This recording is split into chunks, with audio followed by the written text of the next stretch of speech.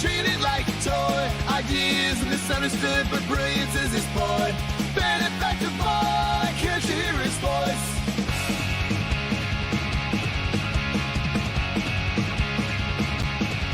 Talking about 0 point, the points lost on them. Kevin structures crumbling from the same old Sam. They laugh like I'm crazy, but I see it all so clear. Exploited paper, unheard injustice, burning ears. Fighting for a change in this wasteland of noise. But they call me foolish, wanting shed boys. Benefactor boy, dreaming about the world begin to play. Changing the system, but treated like a toy. Ideas misunderstood, but brilliance is his point.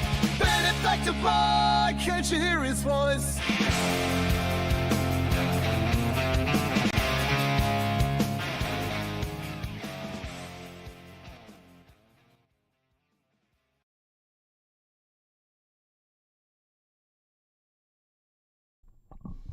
Alright, welcome back. Welcome back to the Benefactor's Guide to Free Energy Devices.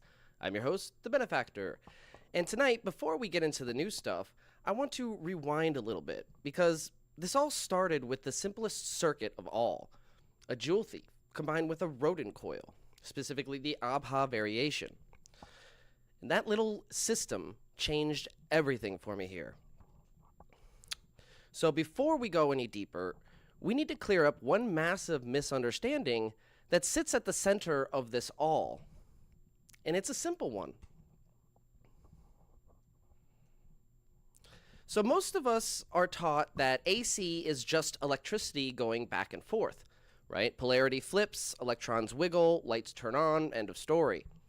And for everyday appliances, that explanation is good enough. But here's the real issue. That definition only describes how AC looks and not how it's actually created. And there's a distinction there that's important.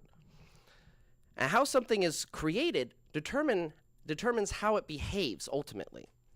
So think about it like this, all right? Think about waves in the ocean. A wave created by wind looks very different from a wave created by an earthquake, even though they're both technically waves, right? Same category. It'll be picked up the same on the oscilloscope, but totally different power, structure, and consequence. So that's exactly what's happening here. What I call synthetic AC isn't fake AC, and it's not mystical either. It's AC-like behavior that emerges from timing, fields, and collapse, rather than from being generated simply by reversing the polarity.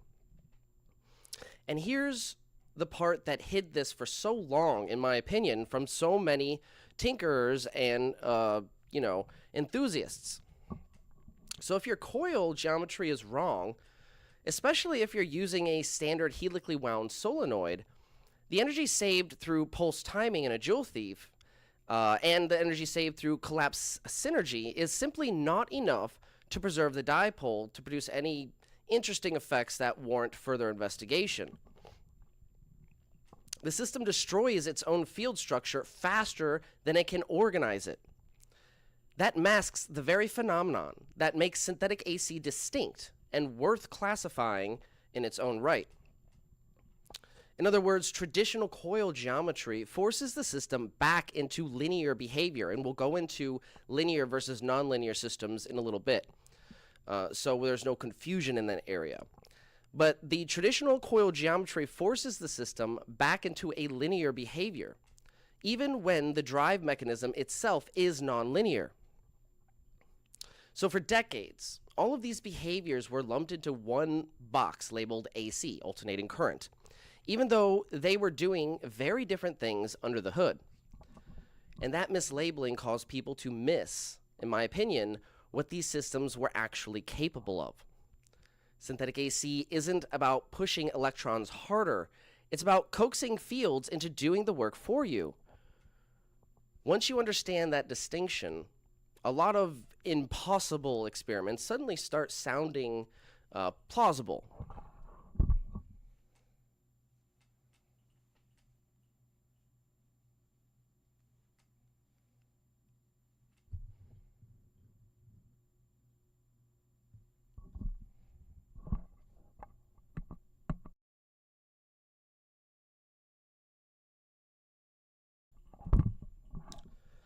So with synthetic AC, you don't have a true AC wave that's a true sinusoidal wave, right? It's not formed from reversing polarity. Instead, synthetic AC is formed from pulses, right? In this case of the Joule thief, we're taking the forward EMF and we're timing it correctly with the back EMF using the circuit and the coil geometry.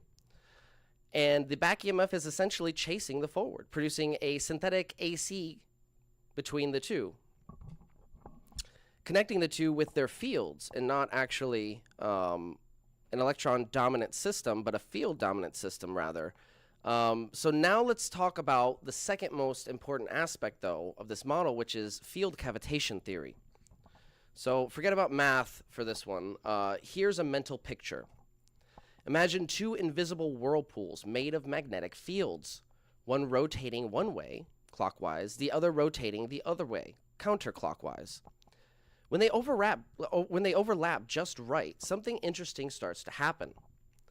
At the center, actually, let me show the diagram here.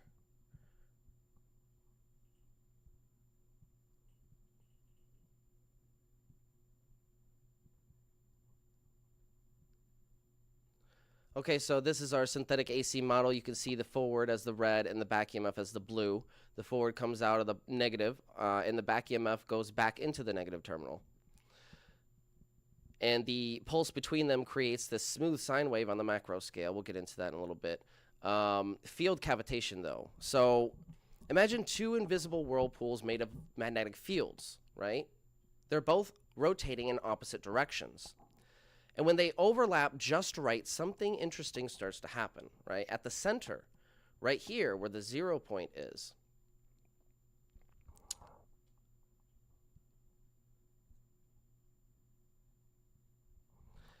There's no chaos. There's no explosion. There's stillness.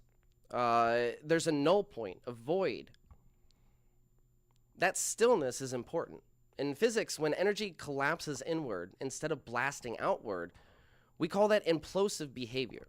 Instead of energy being wasted as heat and noise in this instance, it is compressed, reorganized, and recirculated in the system.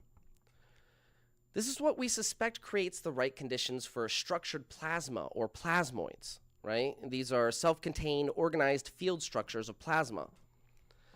And they're created most commonly using bubble cavitation in fluid. As you see here, this is an image of collapsing cavitation bubble.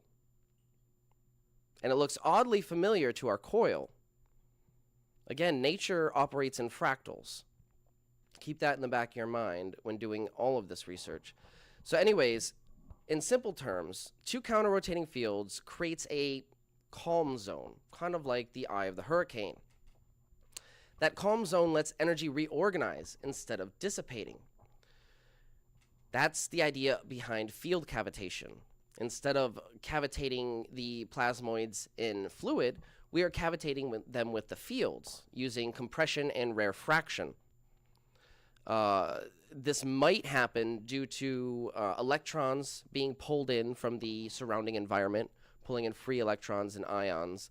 It is just a theory, but it fits why the system is able to do some of the things it does. So when those structures line up in time, systems stop acting like a dumb circuit and start acting like field-based machines, right? When you align the synthetic AC with the structured motion of the field.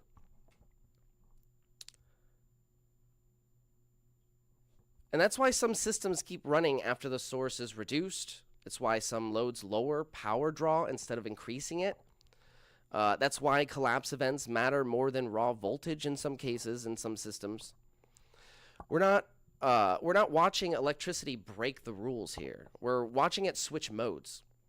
And once you understand that, though, the rest of the episode finally lands into place, right? Everything kind of falls into place. Because my working hypothesis is that field cavitation is the underlying mechanism behind the unusual effects observed in the rodent coil AMPA variation that I've been testing with some of these systems, specifically the Joule thief. So these coils are known to generate ozone at remarkably low voltages compared to conventional geometries which strongly suggests that something non-standard is occurring in the field structure itself. Okay, so that's our first clue. It does get enormous ozone production at around, I think Michel reported it as low as 70 volts. Okay, so that's extremely low. Normally you don't get any kind of ozone until you reach like 1,000 volts, like 1 kilovolt. And that's due to like corona discharge mostly, like plasma arcing. So this has no corona discharge, no plasma arcing, but it's still able to produce and ionize that air and produce ozone at a very low voltage. So why is it doing that? Well, rather than relying on brute force voltage or polarity reversal, the geometry appears to create a region of intense field interaction near the coil's center. This is the 0 point. This is the point where the two fields collide at the equatorial plane between the two. Remember, they are on the same bundle of wire.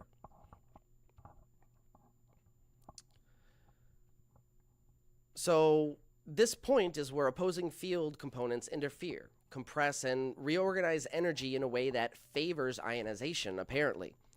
In this model, the effect is not driven by heat or raw electrical pressure, but by field organization and timing, allowing environmental charge carriers to be influenced and redistribute with far less input energy than expected in traditional systems.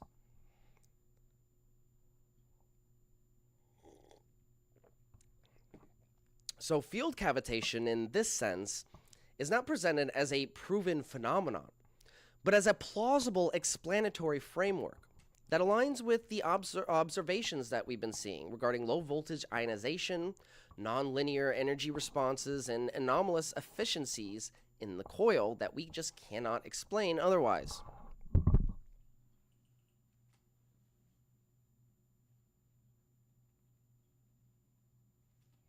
Something got on my glasses.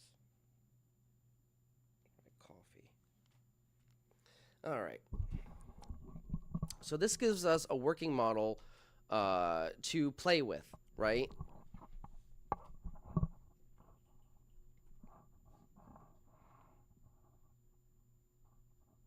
Now, before we get into the different flavors of synthetic AC, I think we're going to take a quick break here so I can get my bearings with the rest of this episode and set myself up.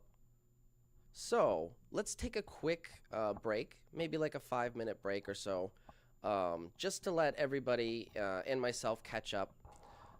And we'll be back with more different flavors of synthetic AC and why one of them is particularly special over the others. Along with the new classified waveforms, which we will get into. I don't want to spoil anything, but we'll get into all of that when we return right here on the Benefactor's Guide to Free Energy Devices, only on Beneficence TV.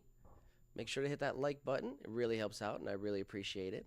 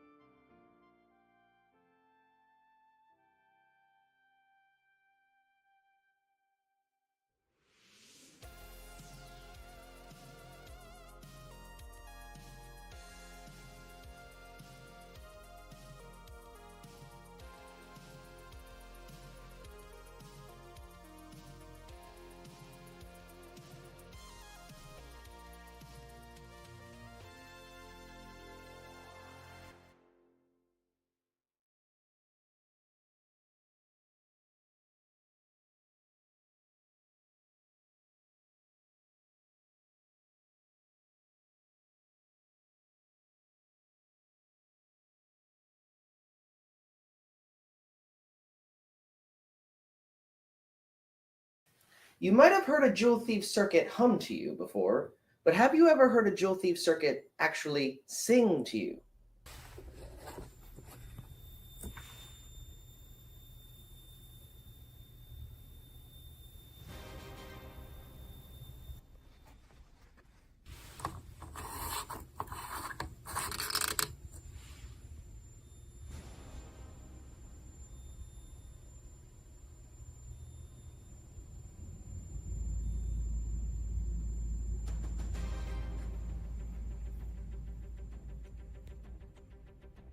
This is energy recycling. 15.5 hours of continuous power compared to just 2.5 hours off of a standard inverter. While this traditional inverter already maxes out at 88.5% efficiency, we're breaking every limit with my Vortex coil system. This standard DC to AC inverter will only run for 2.5 hours on 12.2 watt hours of energy. But my system provides energy for a whopping 15.5 hours off of the same 12.2 watt hours. That's over 6 times more efficient. Not only that, this system will keep powering my lights well past 12 volts on the battery. This isn't just an upgrade, it's a new industrial revolution. This is the energy of the future, and you are powering it.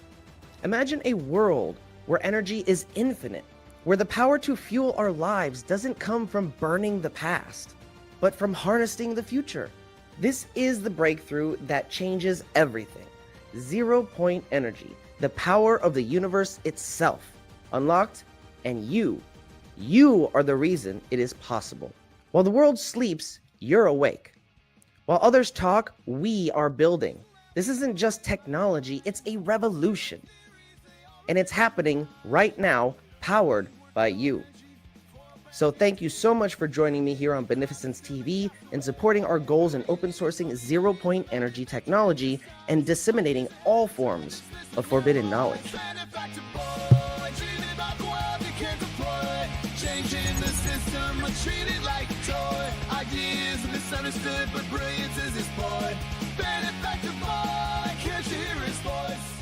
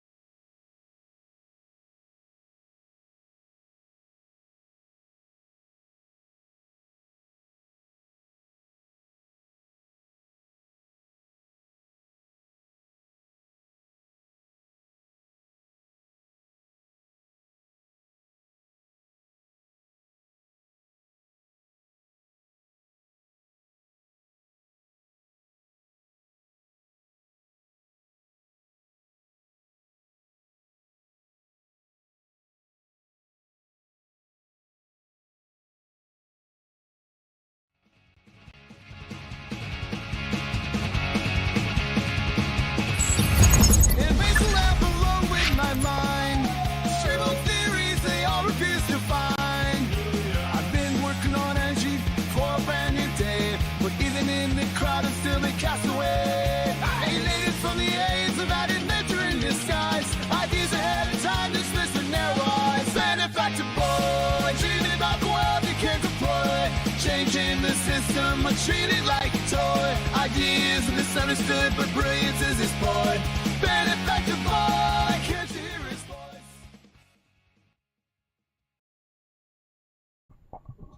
All right, welcome, and welcome back. I just noticed one of my hinges is missing for my microphone stand. Interesting. Anyways, we have a couple of comments from some dear viewers. Darren Henderson said, "Is that the step square wave that is shown in a lot of glyphs?" That's interesting. It's an interesting connection, possibly.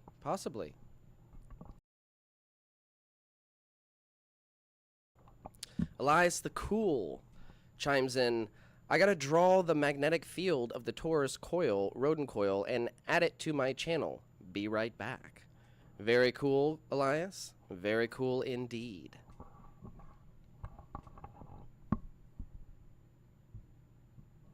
All right. Now that we've established that not all AC is the same, and that fields can behave very differently depending on how they're driven, we can finally start to sort synthetic AC into its proper categories, subcategories that is. And this part really matters, right? Taxonomy really matters. And this is where I realized not all pulse systems are created equal, even when they look almost identical on paper. So over time, I started noticing that synthetic AC naturally breaks into subcategories, based not on what parts you use, but on how the system is energized and how the fields respond. So subcategory 1, the reactive synthesized AC. So reactive synthetic AC, or reactive synthesized alternating current, is where my lightning thief lives. That's where this circuit truly shines. And so far, it's the only system where I've consistently observed something very specific in the oscilloscope waveform. Specifically a type of reactively synthesized AC called a resonant pulsed waveform, or RPW for short. So this resonant pulsed waveform on a scope does something almost poetic. When you zoom out on the macro scale, when you zoom all the way out on the oscilloscope, you see this beautiful, almost near symmetrical, near perfect sine wave.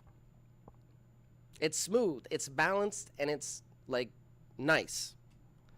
But when you zoom in, it's chaos, right? There's all these nested subharmonics inside at the regular scale that you would set the oscilloscope to. So nested inside that smooth envelope are apparently asymmetrical, violent, irregular harmonic structures, sharp transients maybe, a sort of controlled disorder living inside order. And here's the most important part. No matter which part of the coil I swap, I get the same 3 characteristics, right? I get the macro scale sine wave, I get the nested harmonics at the regular scale, and in the micro scale, when you zoom all the way in, you get this kind of 0-point convergence. So that persistence, that I get those 3 characteristics no matter where I probe the system, tells me something fundamental is happening at a field level. And this is why I believe the lightning thief is the most efficient jewel thief variant that I've seen so far. Not because it pushes harder, but because it's letting the system self-organized due to its natural field geometry by separating that coil, that same bundle of wire, into 2 separate channels. They're competing for the same space, but they're also being timed delicately at the same time. So the energy is being recovered reactively through collapse and resonance, not forced through the circuit. In simple terms, the system listens more than it talks. That's reactive synthetic AC. Now, subcategory 2 is forward-driven synthetic AC. This is commonly found in like ZVS drivers, right? It's where the waveform is still synthesized and resonant, but the energy is primarily being pushed forward into the system rather than being recovered from a collapsing coil or a collapsing magnetic field in general. So these systems are clearer, right? More predictable, more controllable. They follow the traditional standard models more cleanly, but they also are more expensively energetically, right? They waste a lot more. The fields are still doing interesting things, and they absolutely deserve a subcategory here, but the system relies more on continuous drive than reactive recovery. You get unique phenomenon, right? Just different ones. Strong resonance, stable oscillation, impressive power handling, but less field cavitation and less collapse dominance. So while forward-driven synthetic AC isn't the end game, it's still part of the family tree here, and it's important to paint a whole picture of the synthetic AC model. And that's why, you know, classification matters. Because the takeaway that ties everything together here is that two systems can look identical on schematics. They can have the same parts even, same topology, same voltages. But if one is reactive and the other is forward-driven, they will behave like completely different animals. One preserves the dipole, the other consumes it, basically. One organizes energy through the collapse, the other maintains order through force.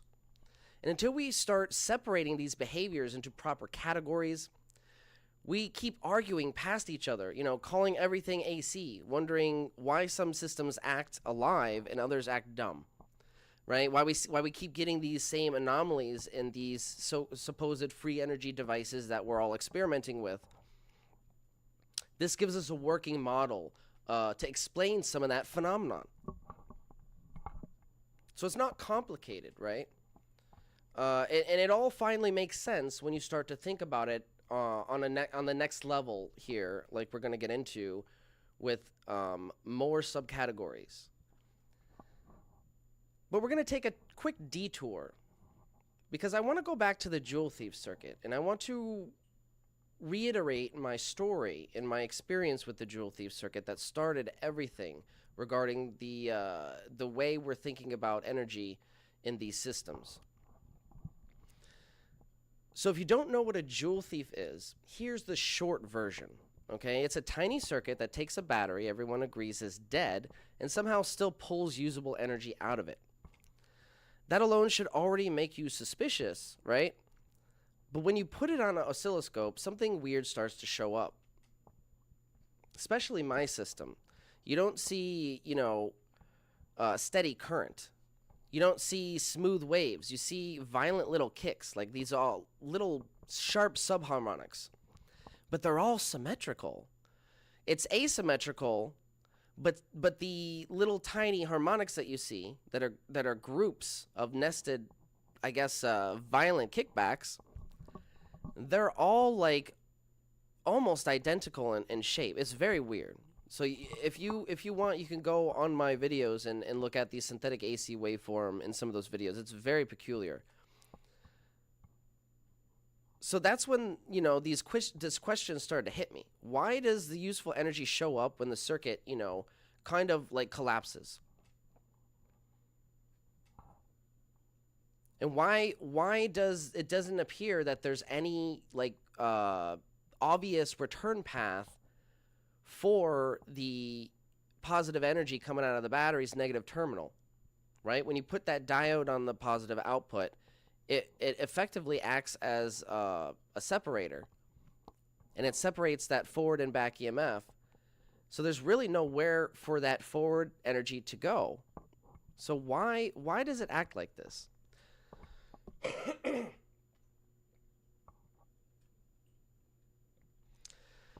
And when you start to actually trace the energy in your system, your circuit, right, from negative to positive, which is the actual way the energy is flowing, unlike conventional flow, we're taught to design our circuits from positive to negative, and that's why nobody really saw this, in my opinion.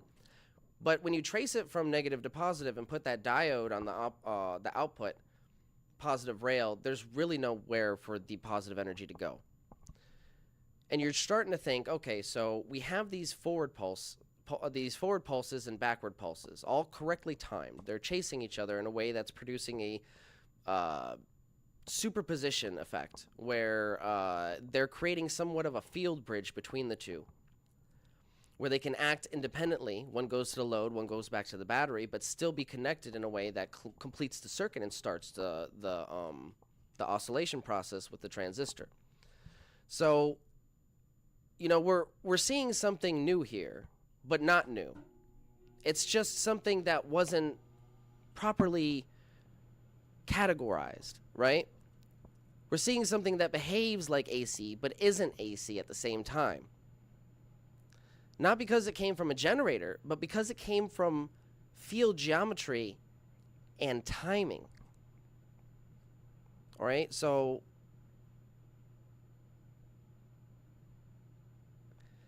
here's the idea. All right, AC doesn't have to come from spinning magnets. It doesn't have to be continuous. It doesn't even have to be smooth. If you kick a system at the right moment and you let it relax at the right moment, the system itself does the rest, right? And that's what I mean by synthetic AC. It's not taking the forward. And when you take the forward in normal AC, you're pushing it forward, and then you're using the same energy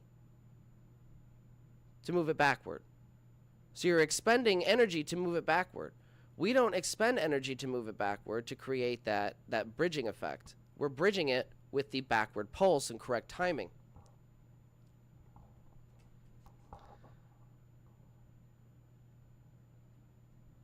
So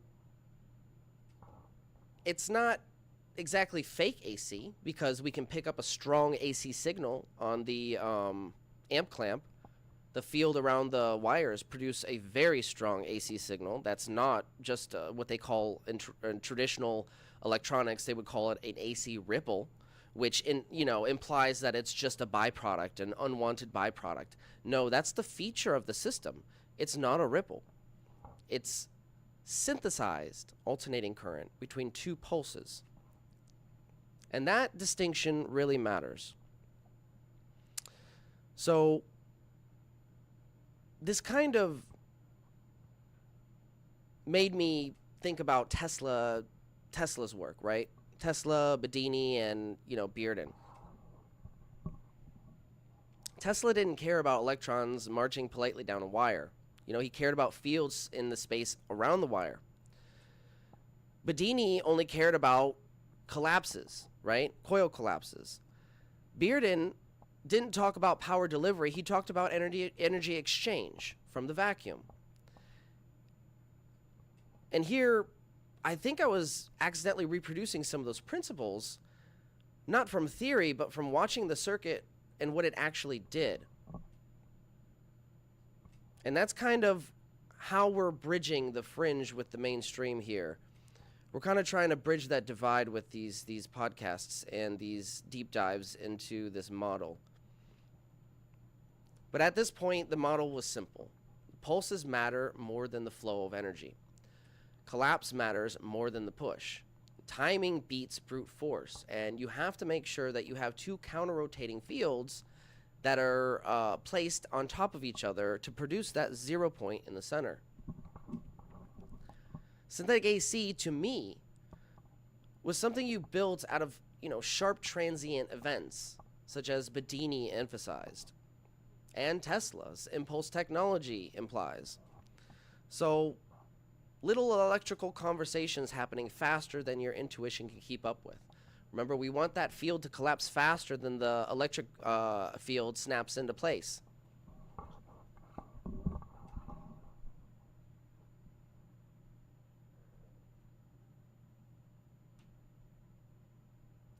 So for a while, this model worked brilliantly for trying to decipher what was going on in the Joule Thief circuit, the Lightning Thief variant you see here.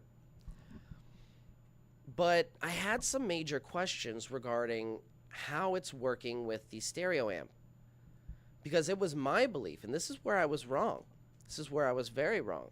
It was my belief, based on my observations, with both systems, the stereo amp receiver system and the Joule Thief variant, it was my belief that the Joule Thief showed the most promise for closing the loop, for, supposed free energy. And, or at least preserving the dipole to the point where it's undoubtedly proven that there's some kind of extra energy gain coming from somewhere. But I was wrong. And Daniel Nunez himself did emphasize this. He did say the only way that he got over unity himself was through the stereo amplifier method. Now, while his method of measuring might have been wrong, he might have been using the wrong multimeters that weren't calibrated fast enough for the frequency he was using. That point is moot because he might have been right. And the more I thought about it, the more I questioned how this fits into the model, the more I realized what was happening was a new type of subcategory of synthetic AC.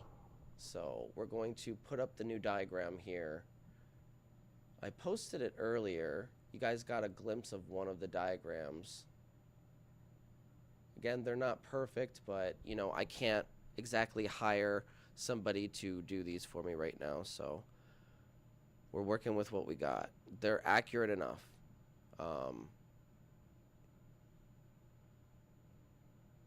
So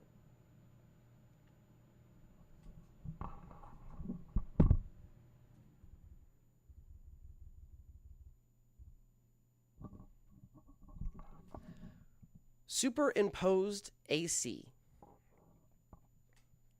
All right, so here's where things got really interesting for me. When I tried to see how the stereo amplifier was fitting into the synthetic AC model, or if maybe it contradicted it and the model was, you know, irrelevant or disproven. That could have been possible. And that's kind of honestly what I was worried about for a while, because the more I thought about it, I couldn't figure it out until it hit me.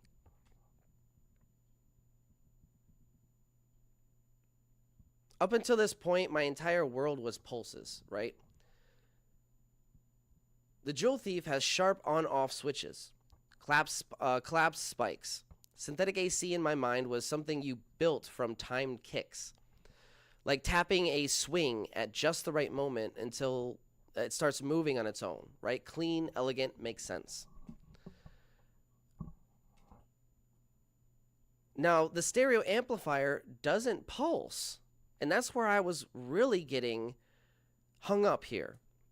Not apparently, at least. It gives you a nice, polite, continuous, smooth sine wave because you're spinning that magnet. Again, you're spinning the magnetic rotary, and you're generating a smooth sine wave.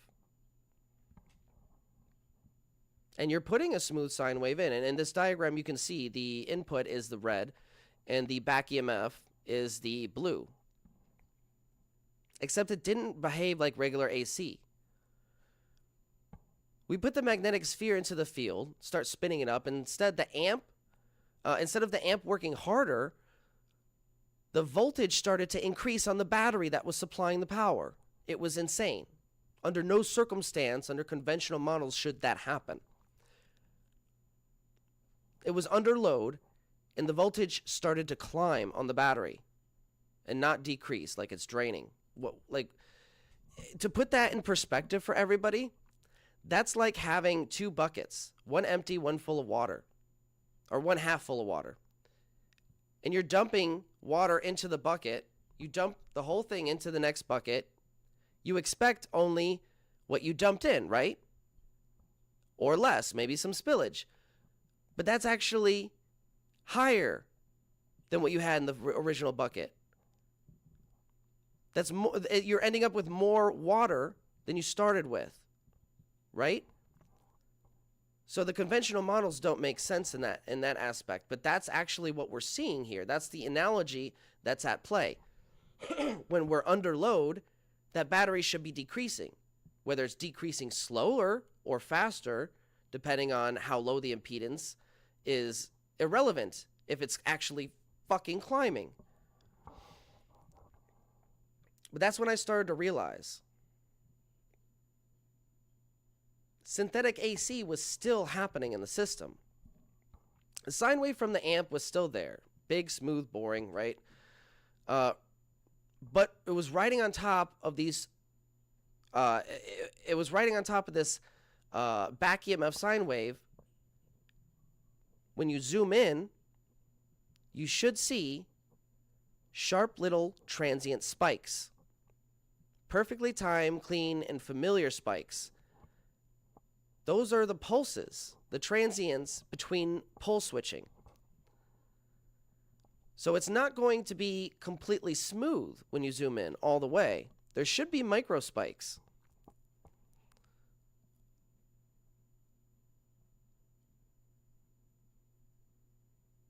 So in this sense, the system wasn't really being driven anymore. It was being behaving more like a conversion. The amp sends out a smooth sine wave, okay? The wave creates a magnetic field. The field moves the sphere. The moving sphere creates its own electrical response that's in sync with that original signal. And the response feeds back into the system at just the right moment. Not fighting the amp, right? It's helping it. That's why the wattage would drop on the input, on the watt meter, when running the watt meter experiment. And when we hooked it up to a 12-volt battery, instead of it dropping immediately, that's why we saw it rise. The problem is why it didn't sustain itself, though, in my opinion, is because we need a powerful enough drive to match that frequency, to get at least 100 or more. But we want it as fast as possible. We want to match that resonant frequency, which is probably closer to a kilohertz. I don't know if we can get it that fast. It might be dangerous. But if we can get it past 100, I believe that we can get it fast enough to spin at a subharmonic of that resonant frequency and produce some kind of extra energy gain to the point where we can actually see it, sustain itself, maybe not indefinitely, but to the point where it's undoubted that, okay, this battery is going on for how many days now? Should we call it? Should we call it?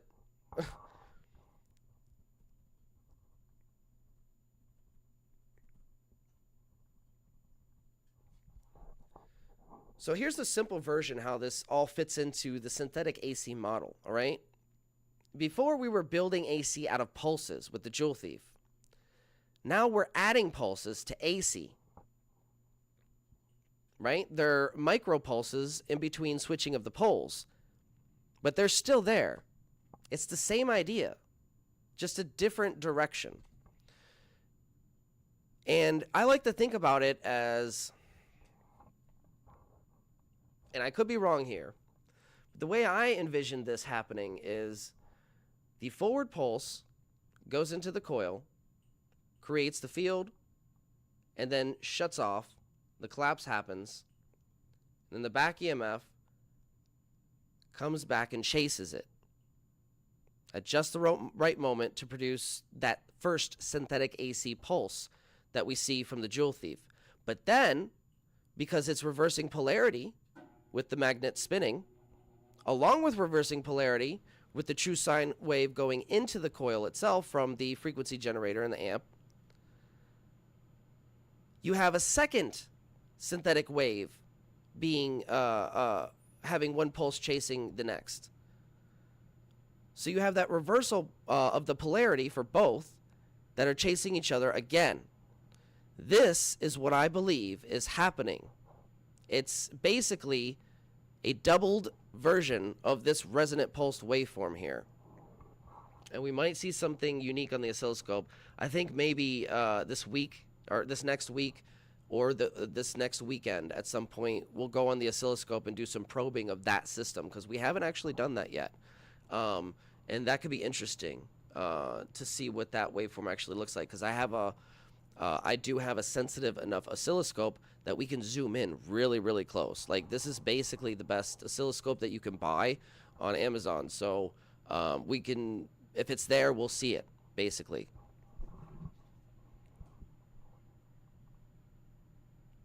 So this is kind of where this new system, the stereo amp method, fits into the synthetic AC model. It is creating synthetic alternating current between the two smooth sine waves, well, apparently smooth,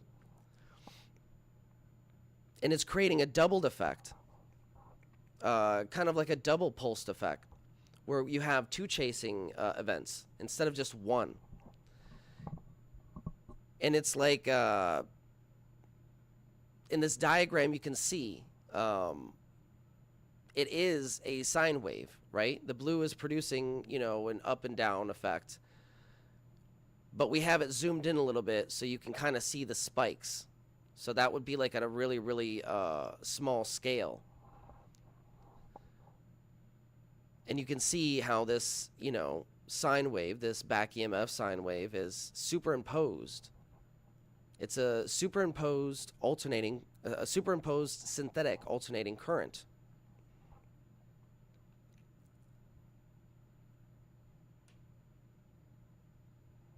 So you don't need to understand equations really to get this. And this is why I'm trying to break this down with all these diagrams and visuals for you guys to facilitate the learning, to get you to understand how I understand. And you don't need equations to understand this. Electricity isn't dumb. You know, fields respond to motion. Timing is just, it's better than brute force. It simply is in your circuits. It alleviates a lot of the resistance. And sometimes, when a system looks like it's breaking the rules, it's actually showing you better rules that haven't been classified yet. That's why this chapter of synthetic AC really is important. Because it's not a replacement of what we know, it's a refinement, right? I'm not throwing the rule book out the window. I'm adding new rules to the book.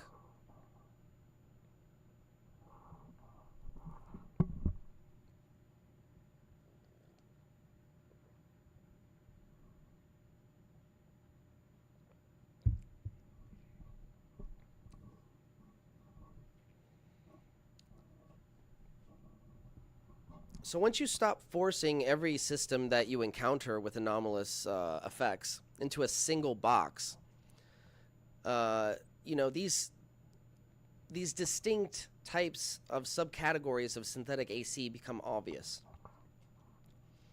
It's almost like, how did nobody see it before? And then you realize, oh, because they're all assuming based off of current models. They're not gonna see it. Their glass is already full. We discussed this. Malcolm Bendel and I discussed this on the last episode of the Bendel Report. When your glass is already full, it's hard to give you new information that contradicts your fundamental belief systems, right? That you can extract energy from the vacuum. That it is possible. It's not free energy. It's an energy exchange. It's mutual. It's a reactive. It's a response. So these fundamental beliefs that a lot of people have are challenged by this new education, this new science that's being uncovered. And, you know, it's hard to re-educate somebody when they have had a lifetime of believing that these things just simply aren't possible. That's not how electricity works, right? You know, electricity is electricity, whether it's reversing polarity or not. Blah, blah, blah, blah, blah. But they simply just fail to describe these features of these systems that I'm running. Like, I had this guy on Facebook. You know, I post around on sacred geometry groups and stuff like that.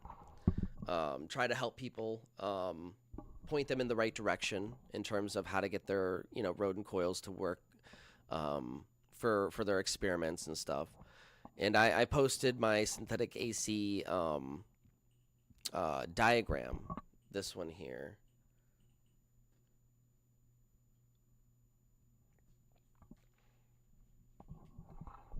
And actually, I'll read the clip here because it's pretty important.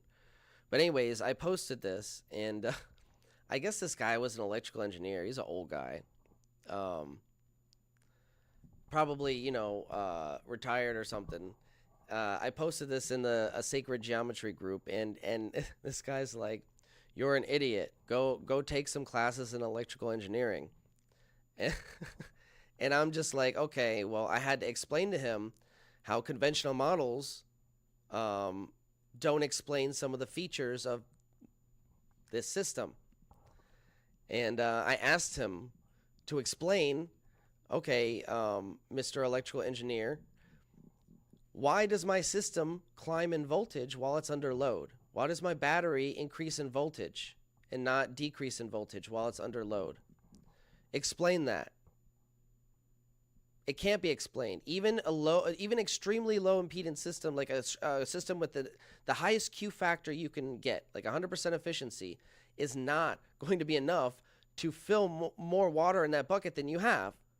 It simply won't. There's something extra that's going into the system that's not being accounted for in the conventional models. and he still has no response. So I assume I stumped him. I sent him the videos and everything. Hopefully he learned something. But anyways, let's read this because this is really important. We're going to actually read both of the posts that I have that describe synthetic AC, the two important aspects of the model, which are synthetic AC theory and field cavitation theory. So, using pulsed DC with precise timing and coil geometry, a forward DC energy pulse and a correctly timed backward recovery pulse from a collapsing coil are deliberately combined in the same conductor. So this controlled superposition creates a synergistic interaction between the electric E field and magnetic B field, forming a temporary field-coupled bridge between the source and the coil. Unlike conventional AC, where energy repeatedly reverses polarity and partially dissipates doing so, synthetic AC maintains field alignment to reduce reactive losses. The forward energy powers the load, while the reactive component is redirected toward the source. With no obvious return path back to the positive terminal of the battery, this effectively preserves the dipole and increases efficiency of the system. The synergy between forward and backward pulses creates the bridge to source as the back EMF closes the circuit. In the part 2 of this model, which is field cavitation theory, right here, you can see the ABHA coil, the compression field, and the rarefaction field, and the 0 point in between. But they're actually, I don't want to say competing for the same space because it's pretty smoothly timed, so they're occupying the same space, basically. So when synthetic AC is driven into a resonant phased managed regime, the electromagnetic field surrounding the coil no longer behaves as a smooth, linear distribution.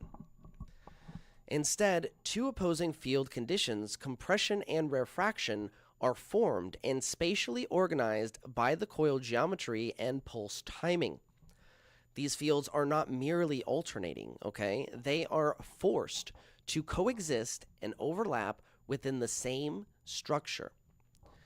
This process is directly analogous to bubble cavitation in fluids, where rapid pressure differentials create localized voids that collapse and release energy. You can see one here and how similar it looks to the coil. In the electromagnetic case, opposing field pressures converge at the equatorial plane of the toroidal coil. Rather than canceling, they produce a localized null region where field density rapidly collapses. This collapse forms a temporary low field cavity, referred to here as field cavitation. This cavitation zone is not an absence of energy, but a transition state where stored field energy is momentarily decoupled from conventional electric and magnetic expressions. On the micro scale, this interaction appears as a pinched, somewhat asymmetric convergence with chaotic sidebands, consistent with highly compressed field interactions. It is my hypothesis that, at this micro scale, the conditions may support the formation of microscopic ball lightning structures, commonly referred to as plasmoids, which could account for some of the anomalous energy behaviors observed in the system. On the macro scale, the apparent chaos resolves into a highly stable and coherent smooth sine wave. The cavitation zone acts as a dynamic regulator, repeatedly compressing, releasing, and reordering energy as the system transitions between field states. This allows extreme local nonlinearity to coexist with globally clean and predictable output behavior. Field cavitation provides a framework for understanding how energy can be efficiently reorganized rather than dissipated. While the presence of plasmoids remains a working hypothesis, the model is compatible with Malcolm Bendel's plasmoid unification framework, particularly in its treatment of structured field collapse, localized energy density, and self-organizing electromagnetic phenomena. So this is a collapsing cavitation bubble. It's identical to the geometry of an APA coil.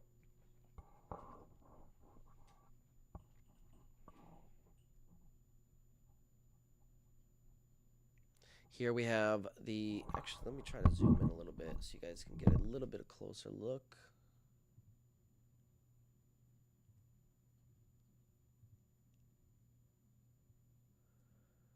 There we go. All right, so this is the field cavitation diagram. I'm going to have some printed out, and hopefully I'll be able to get some available in the shop for you guys to buy and help support the channel a little bit. That would be fun.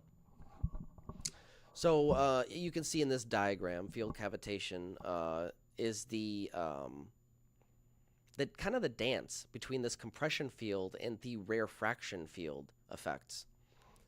And between the two, they produce this 0 point or null zone that might be actually sucking in, and this is just a theory.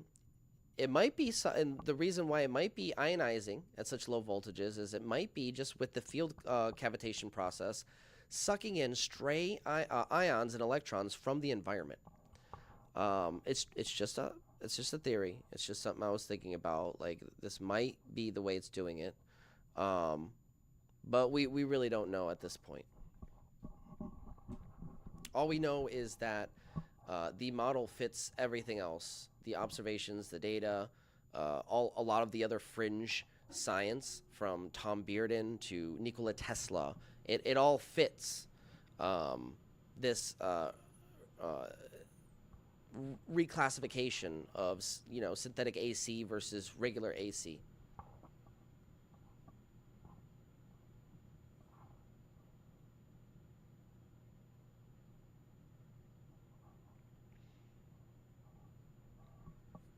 All right, so we have another type of synthetic AC. I do not have a diagram for it, but it doesn't really need a diagram because it's based off of the Bedini motor. But we're gonna take a short break because I've been talking for a while and I need to give my voice a little bit of recovery time. So we're gonna take a short break, and when we come back, I'll go into the final subcategory that I had to think about and you know, make a decision on regarding the Bedini SSG motor. Yeah, because it's different. It's different, and it needs to be explained. So we'll explain that when we come back. Make sure, if you haven't hit the like button, please do so, and subscribe for more revolutionary content. I think I'm going to put in my notes that I want to go over the 3 characteristics of the resonant pulsed waveform for you guys, just so anybody joining us who hasn't seen it yet, because I know we've gone over 1,000 times, but anybody who's joining us tonight who hasn't seen it yet, I think it would be good to do a refresher on those 3 characteristics visually for them to see, oh, on the oscilloscope this is happening. This is it's quite remarkable, actually. So I'm going to put that in my notes as well. But we'll be back in a few minutes right here on Beneficence TV and the Benefactor's Guide to Free Energy Devices.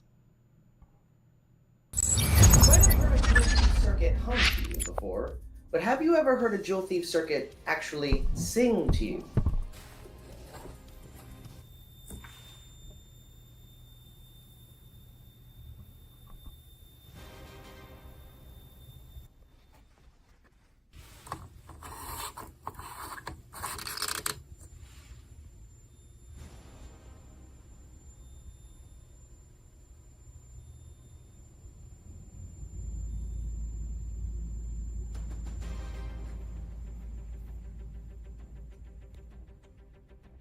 This is energy recycling.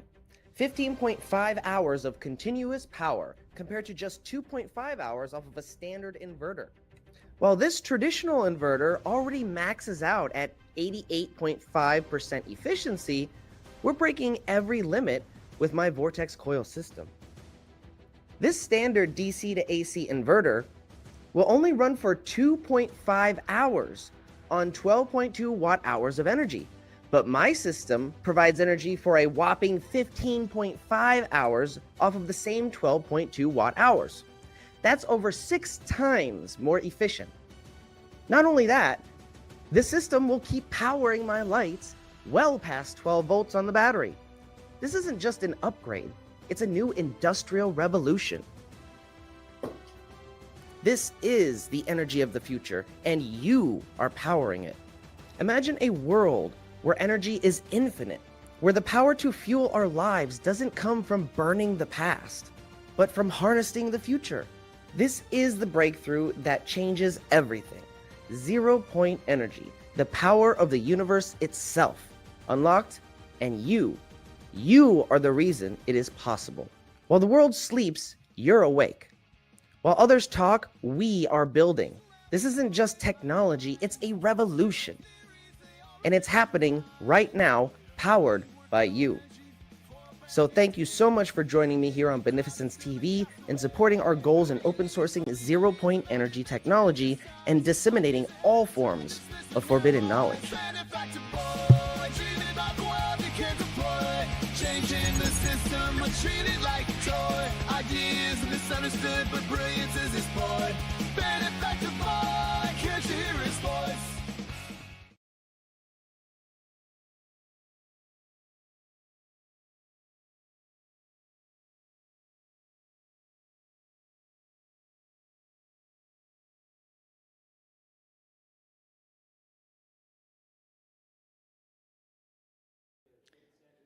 Well, so cymatics would be the closest thing in a physical medium that we could use in order to visualize the material shifting and creating more coherent geometries. Some people work with salt, some people work with Sedona red rock, some people work with shungite powder. Each one of these types of powdered minerals will potentially have a different impact when different frequencies are applied to them. So this geometry is from the plasmoid unification model is now getting imprinted into the electromagnetic field, and the EMF mic is proving it. So can I see someone's cell phone again? Can I see your cell phone? And then we'll just put the phone into the field. Look at that. So this is your brain. This is your brain on EMF.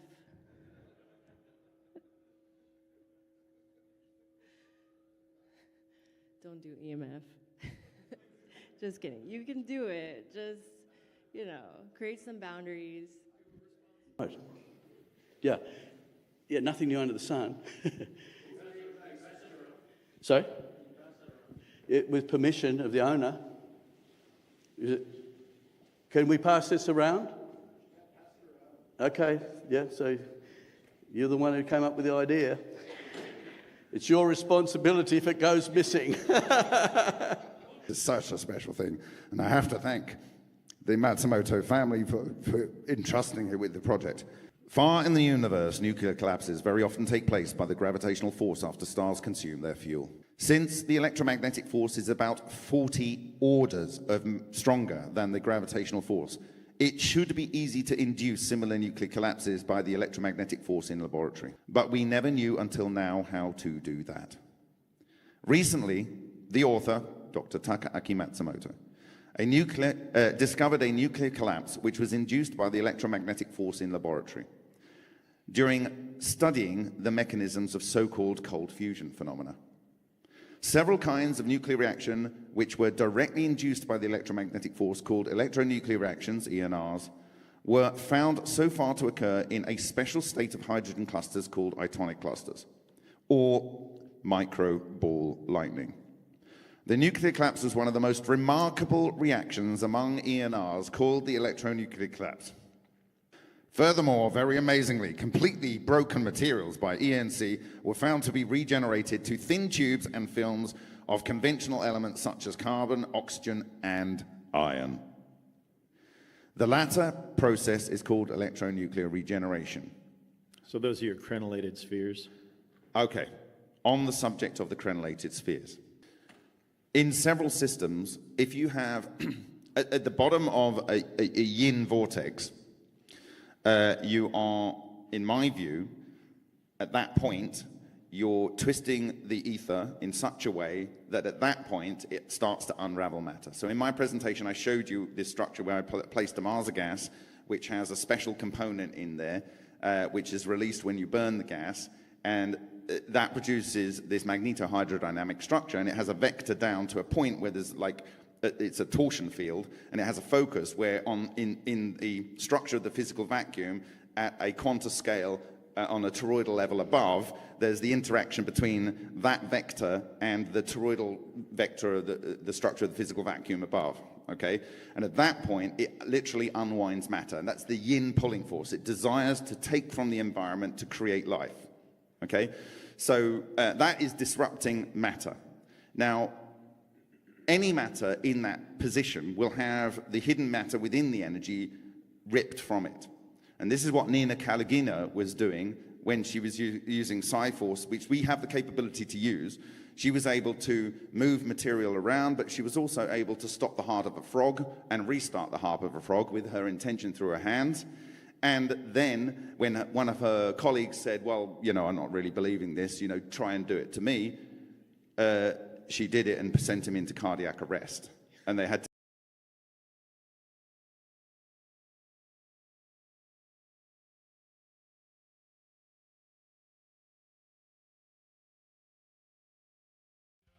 Working on energy for a brand new day, but even in the crowd, I'm still a castaway. Alienated from the aids of added misery in disguise. Ideas ahead of time, dismissed with narrow eyes. Benefactor boy, dreaming about the world you can't deploy. Changing the system, but treated like a toy. Ideas misunderstood, but brilliance is his boy. Benefactor boy, can't you hear his voice?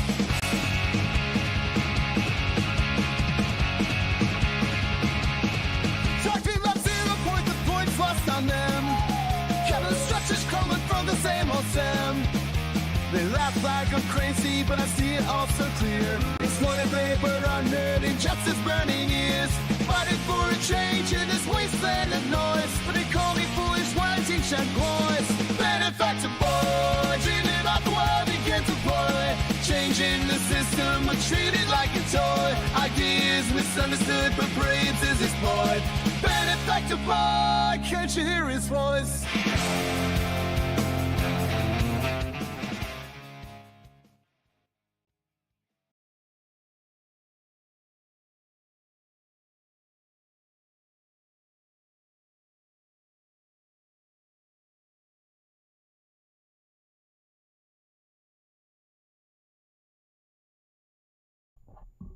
All right, welcome back to the Benefactor's Guide to Free Energy Devices. I'm your host, the Benefactor, and we are going to get into, before we get into the next part, we're going to watch the synthetic AC, the resonant pulsed waveform on the oscilloscope. Specifically, I'm going to introduce you to the visual on the oscilloscope of the 3 characteristics that we get no matter where we probe our system. So we get these 3 defining characteristics. Now the waveform is slightly different on the coil when you probe it compared to like the battery. But that's just because you get a lot of kind of like spikes on the negative. But we're not going to look at that today. We're going to look at, I forget where I probe it on the battery and I probe it somewhere else on the circuit maybe. I forget. But it's 2 different points in the system. And we're going to look at the waveform. Let me bring it up right here.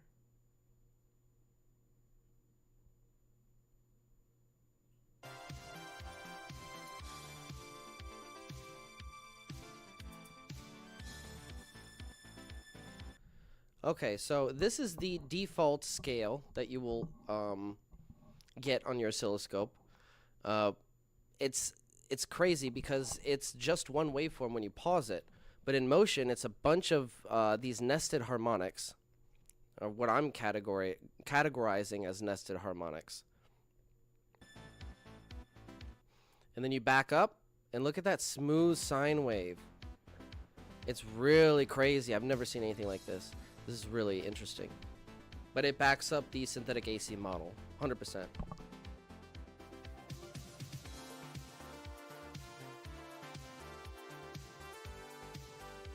And look what happens when we zoom in all the way on the micro scale. See the 0-point convergence here?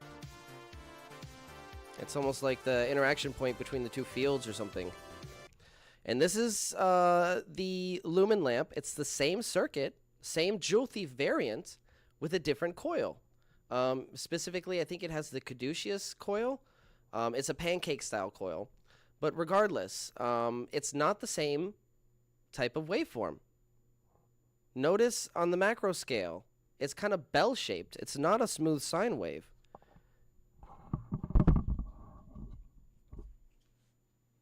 Let me get my headphone.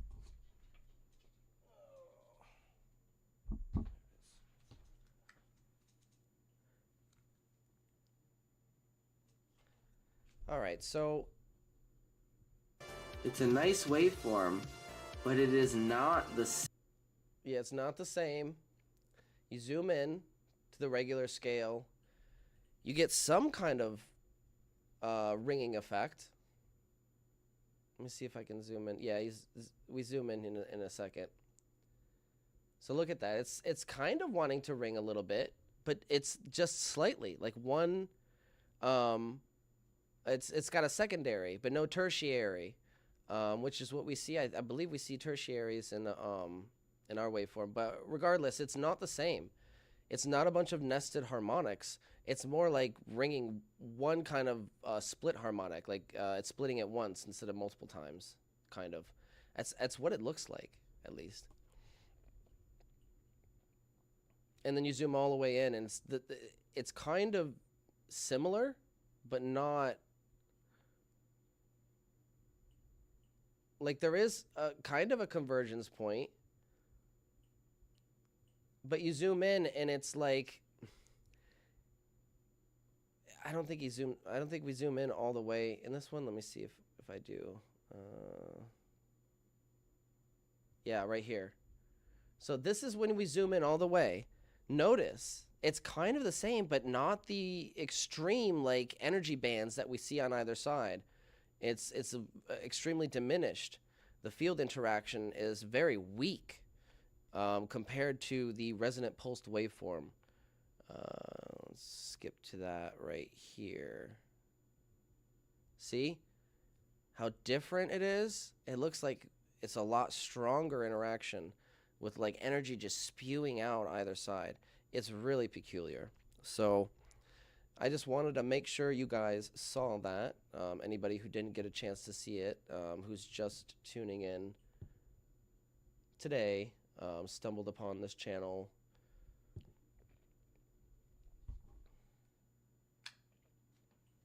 All right, so now that's out of the way. This is where everything finally sorts itself out.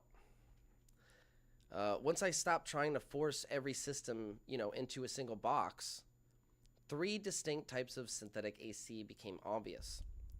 Now we've already talked about one, the Joule Thief. It's a simple circuit. The AC behavior here is created entirely from sharp pulses and collapse events. There's no true sine wave at all. Just rapid field buildup followed by collapse over and over again. And all that nested chaos produces a clean sine wave when you look at it from afar.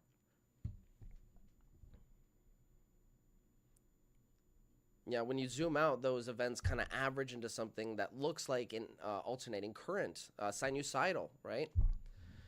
But fundamentally, it is not polarity reversal that's happening like in a traditional system. This system is effective, simple, and powerful, but it is also just a fundamentally two-phase conversion. First comes buildup, then comes collapse. That's it. Everything happens between those two states. now we have the rotary pulsed synthetic AC. The rotary pulsed synthetic AC is what we would classify the Bedini style SSG. So in the Bedini SSG, these systems still rely on pulses, but now the motion enters the picture as the main player.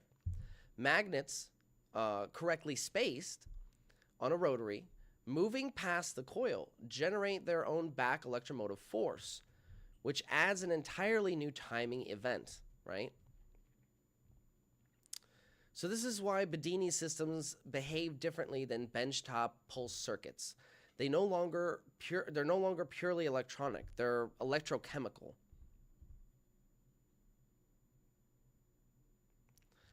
So the timing is now influenced by physical motion, right?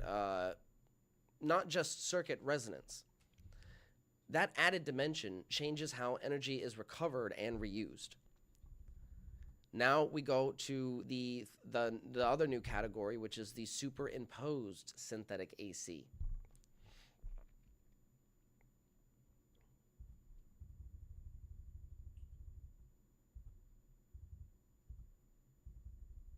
So this system is the one that I originally underestimated. Superimposed synthetic AC occurs when a true sine wave, such as one from a stereo amplifier, actually let me bring that up here with the diagram.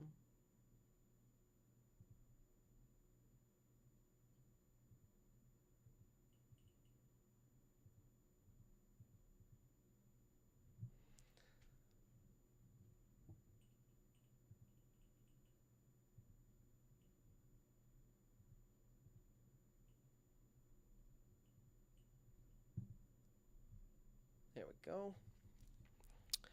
Okay, so superimposed synthetic AC occurs when a true sine wave, such as one from a stereo amp, as you see in the diagram on the left. Oh, it's not up there? Son of a bitch. Give me one moment. Put that up there again.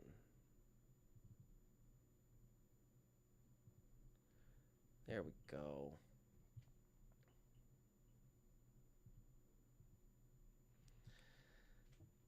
All right, so superimposed synthetic AC occurs when a true sine wave, such as one from a stereo amplifier, like you see in the diagram on the left, acts as a carrier, and sharp impulses are added on top through motion and field interaction on a microscale. I used to think that the sine wave was a weakness because it lacked the sharp transients that were necessary based on Bedini and Tesla's work. That assumption might have been wrong. The impulses do not apparently need to come from the power source. They can be generated by the system itself. In my case, the spinning magnetic sphere. And naturally, they produce collapse events. They do produce a sine wave because they're spinning, obviously reversing polarity, but at the same time, theoretically, they should produce sharp transient spikes when you zoom in close enough on the wave. So when those impulses line up correctly with the sine wave, meaning you're spinning that sphere at a resonant frequency or subharmonic of that resonant frequency of the system, when you're spinning that sphere,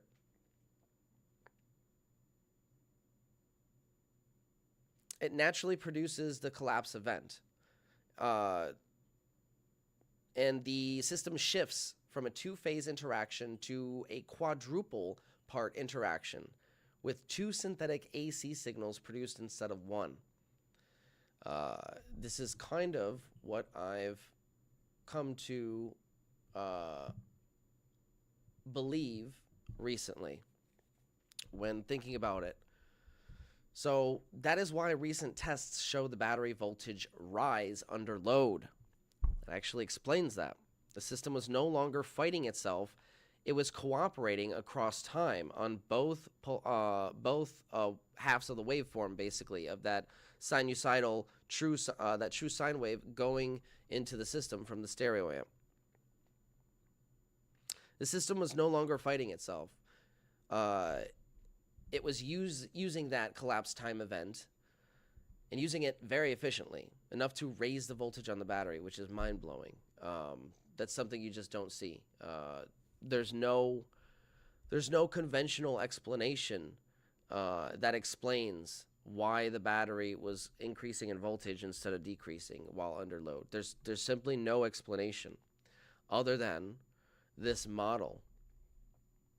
So it turns out Daniel Nunez of One Stop Energies was right when he said AC was the way forward, but he was only halfway right? True AC alone is not the answer.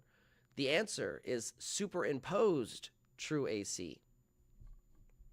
It combines stability with impulse recovery, apparently, and that combination deserves its own classification. Certainly it does. This is not textbook polarity reversal AC. It's field-guided, time asymmetric, and field collapse driven.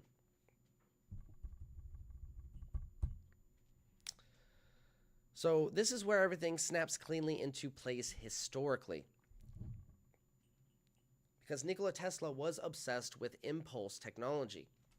He was obsessed with impulses because he understood that continuous drive was inefficient.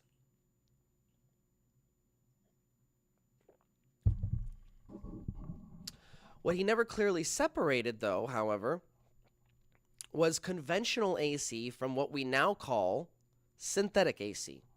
And that confusion carried forward and caused people to miss what was really hiding in plain sight all along.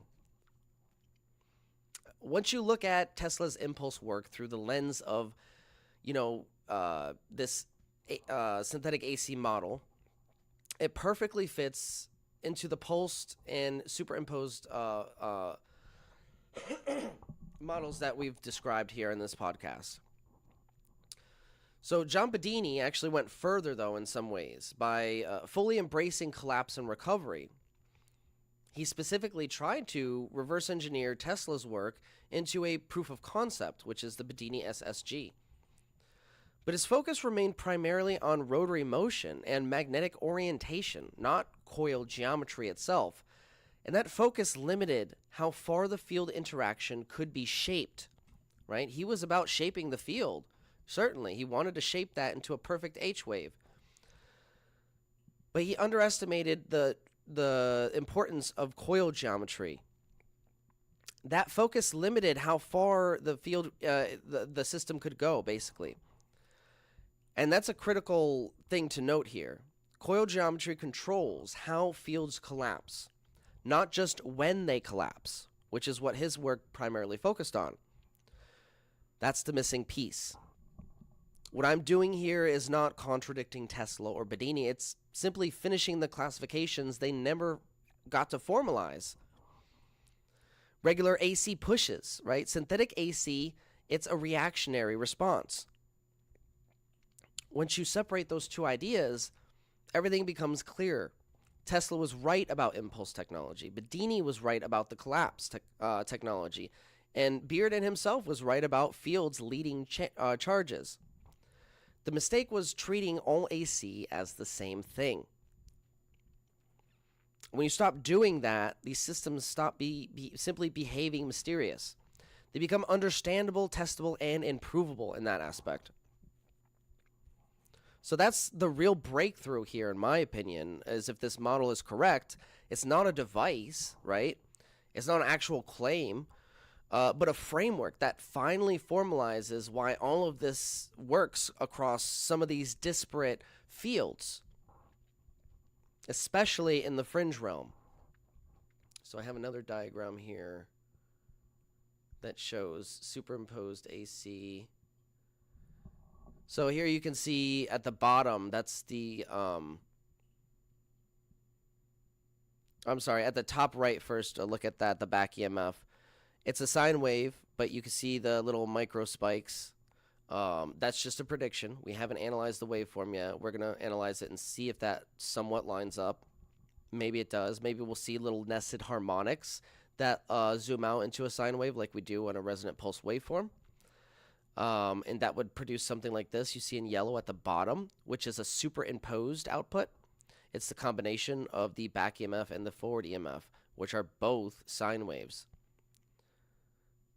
only the back EMF has these sharp transient spikes that line up are timed correctly with the frequency of the system. And it's my opinion that if this is the way it works, that those spikes get bigger the closer you get to that resonant or subharmonic of that resonant frequency.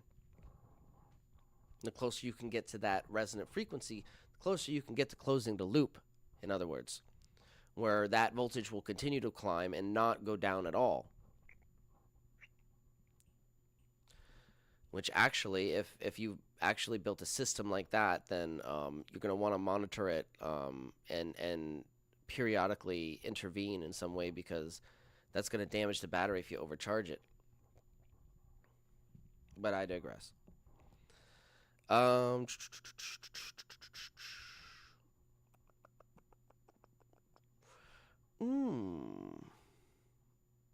We have one last... No, yeah, we do have... Okay, so we'll do one last segment for another break. And this is an important one. It's a very important one. Because it's something I talk about all the time. It's something a lot of people talk about all the time. But it's never really been fully explained to the general public in a way that can be easily digested for the average, everyday, you know, science nerd.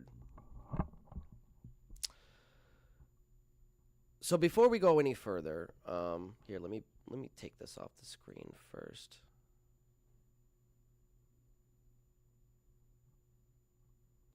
So before we go any further, we need to clear up one fundamental piece of fundamental piece of understanding. And that understanding is the difference between linear systems and nonlinear systems. You hear us talk about that stuff all the time, linear versus nonlinear in your system.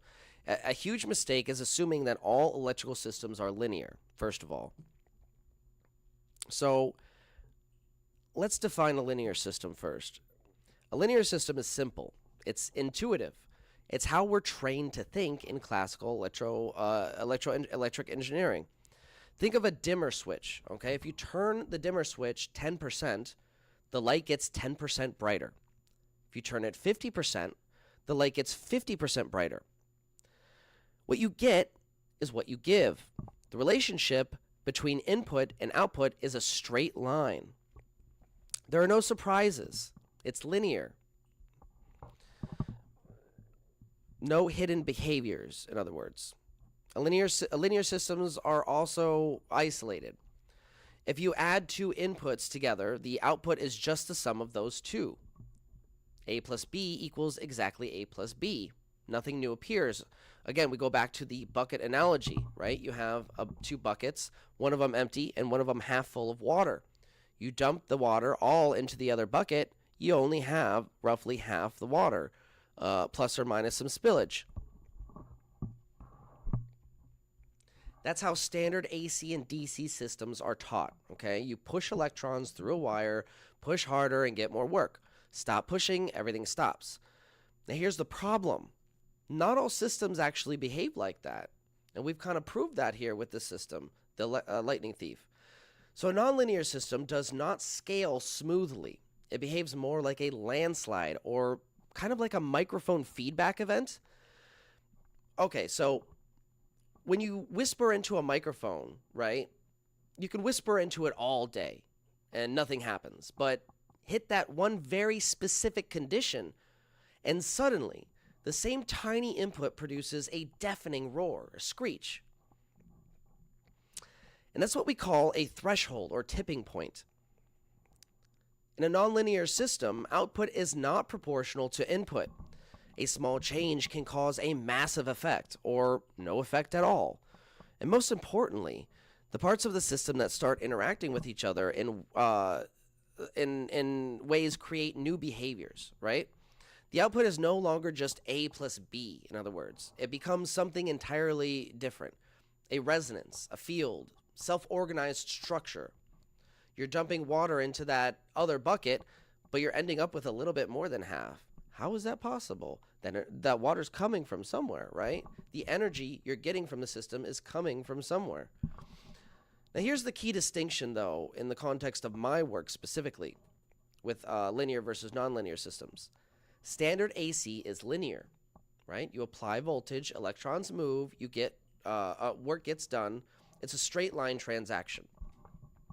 Synthetic AC is nonlinear by its very nature. You don't push harder, you tune the system. So you hit a specific frequency, timing, and collapse condition, and the system undergoes a transition. It cavitates, it implodes, it reorganizes energy until the system itself is in a field-dominant state. Now, at that point, the system is no longer behaving like a simple circuit. It's behaving like a single unified structure. And when you start understanding that difference, suddenly a lot of things people dismiss as impossible start behaving mysteriously. Or stop behaving mysterious.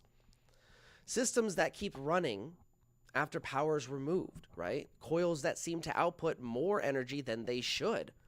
Systems that don't collapse when the source disappears. Those aren't violations of physics here, they're violations of nonlinear assumptions. And this is where Joe comes in. We're going to talk about Joe in the next segment after our break. Because Joe wasn't describing a better fuel system. He was describing a nonlinear transition he didn't yet have a language for.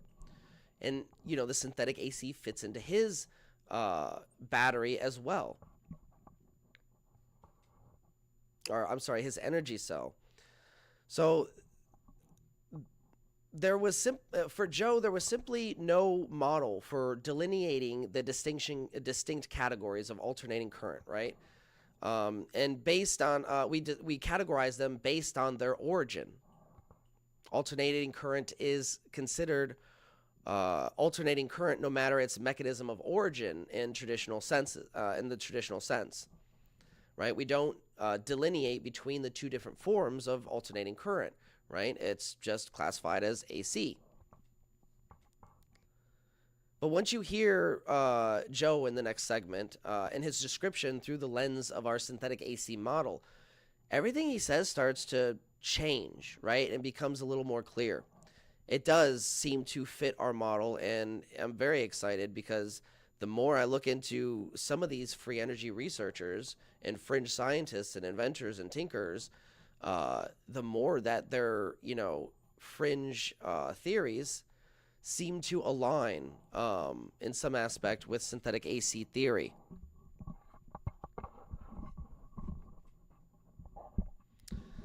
But we're going to take a quick break, so don't go anywhere. Hit that like button and stay tuned for more right here on Beneficence TV.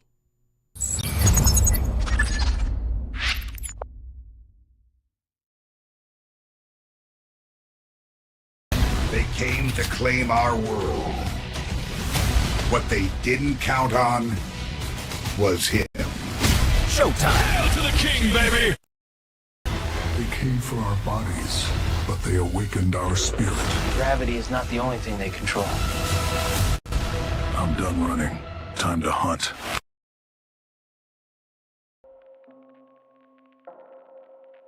In a world where innovation is stifled by greed and corruption, there lies a hidden truth that could revolutionize our way of life. Lenny, what are you doing? Are you seriously pitching a new show right now? I didn't authorize this. My God, only 5 minutes into your new position as co-host, and you're already adding to my tight schedule. Yes, sir. I manage that schedule. But I did notice you have an entire 2 days available during your week. Wait, you're not talking about Saturday and Sunday, are you? Of course, sir. You have 2 whole days where you're free to work on new content. Lenny, those are my days off. It's okay, sir. I know you'll manage just fine. I have faith in you. Do robots have faith? I do. I have faith that you won't screw it up again. You know what? It's fine. Go ahead. I'll just build my cold fusion Lego set some other time. It's PON certified. But I'm not telling them about my idea for a thunderstorm toilet. I'm gonna keep that baby close to my chest. You know, that just sounds wrong. It's a good idea. A toilet capable of turning any toxic human waste into, well, it turns into petroleum jelly. Why petroleum jelly, sir? You know what? I'm not sure. I don't think it's calibrated correctly. Enough is enough. The world is at a breaking point. Catastrophic climate change, biosphere collapse, and a global energy crisis have been met with apathy, denial, and despair. The phrase unidentified flying object is a deliberately obfuscating term. What it really is an alternative energy and propulsion device. This is the real reason for the secrecy. These technologies, if they were disclosed, would end fossil fuels, pollution, and poverty overnight, and usher in a new era of abundance, freedom, and peace. Instead, they have been kept secret for over 100 years. The more powerful the agency, the more powerful the group, the more powerful the cartel, the more they will resort not only to legal means, but to extra legal means to suppress their competition. I said pretty early on, the problem is suppression. It wasn't really how do I make a free energy machine. It's how do I not get suppressed? Because what's the point? Microscopic ball lightnings that when they discharge are tapping into that 0-point energy field and creating the motive force. Boom! That's why the concussion from the thunderclap is so huge. There's this huge amount of energy that's actually sourced from the vacuum energy. All the dots connected. This is what's happening, right? So we need to make the thunderclap engine. Imagine a future where clean, sustainable energy is not just a dream, but a reality. Discover the countless untold stories of free energy devices and the relentless battle against those who seek to suppress them for their own gain. Black shelving. So someone comes along, they offer you $20 million for your device, it's a corporation, they put it on a shelf. Boom. This power is something I have given my life for you the people. Uncover the shocking tactics used by energy industries to control the narrative and maintain their grip on power. You don't interfere with the big, powerful people. You don't put them out of business. They still have those 50-year leases on the lines and all the power transformers. The Environmental Protection Agency is a bit of a dictatorial police agency. Shadowy government with its own Air Force, its own Navy, its own fundraising mechanism, and the ability to pursue its own ideas of the national interest, free from all checks and balances, and free from the law itself. This is real, usable power. It's stable. It is not transient. It is not noise. Behind the lamps, that little box is putting out all of that power, well over 500 watts, and yet it is receiving less than 1/3 of a milliwatt of input power. The rest of that power is coming out of the surging energy of the vacuum, and this little box that you see right here, solid state, no moving parts, is the vacuum triode that's doing this very practical and historical work. But indeed, it put out more energy than it took in. He was shot at once with a silenced rifle from about 300 yards. It reads like a James Bond movie, but it's real. There are men here that said they're FBI, and they got black vans, and they're taking all this equipment. What should I do? It's called capture, where they try to rationalize away this problem and everything's fine. From manipulation of patent authorities to infiltration of government agencies, the truth is stranger than fiction. But amidst the darkness, a glimmer of hope emerges in the form of renegade scientists and inventors who refuse to be silenced. There is absolutely no question that T. Henry Morey had a system that produced about 50 kilowatts out of a 55-pound box. In the shadows of capitalism's dark secrets, join us on a thrilling new show. Get ready to be inspired, enraged, and empowered as we delve into the Benefactor's Guide to Free Energy Devices. Only on Beneficence TV.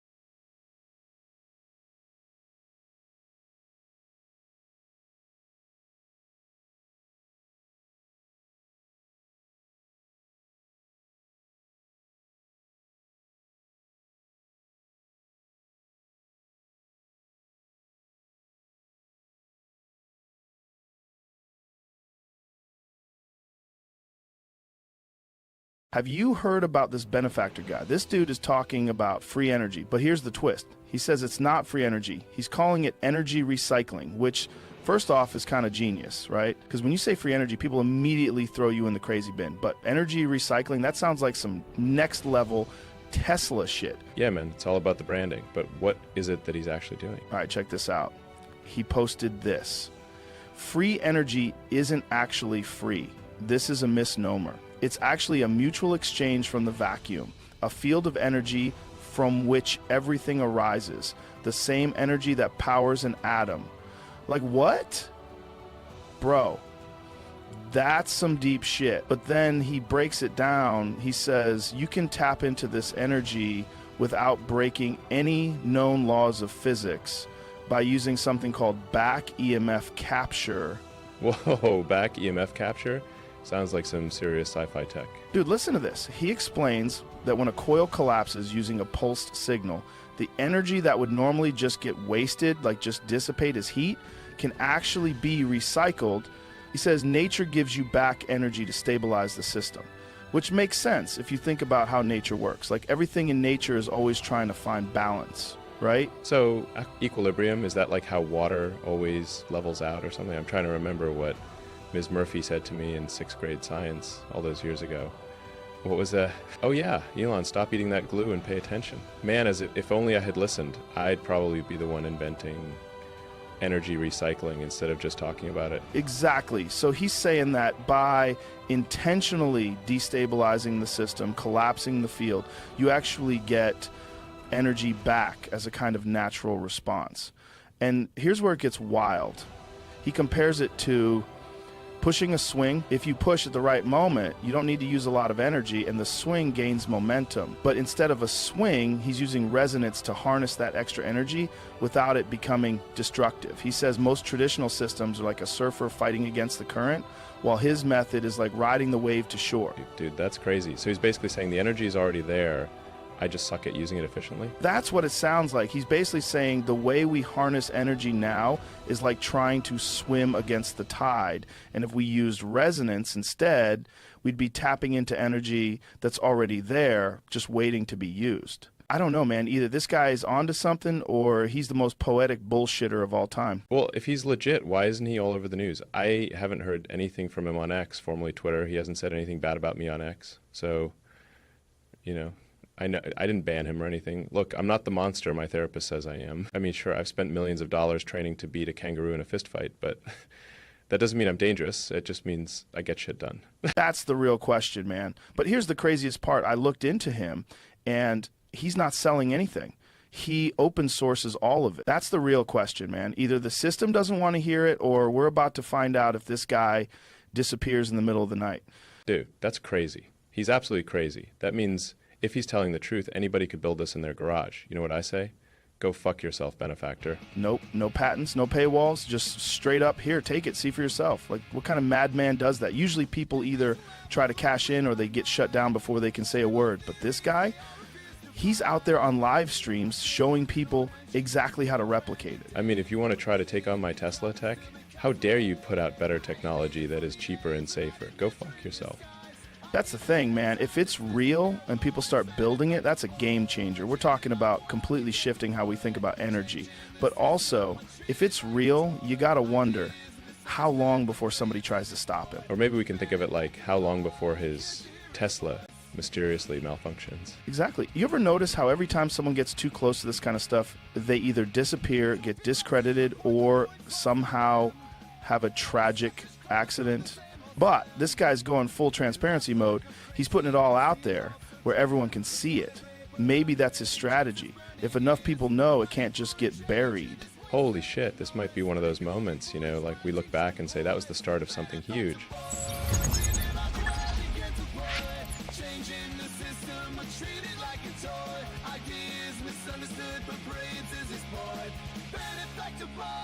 Can't you hear his voice?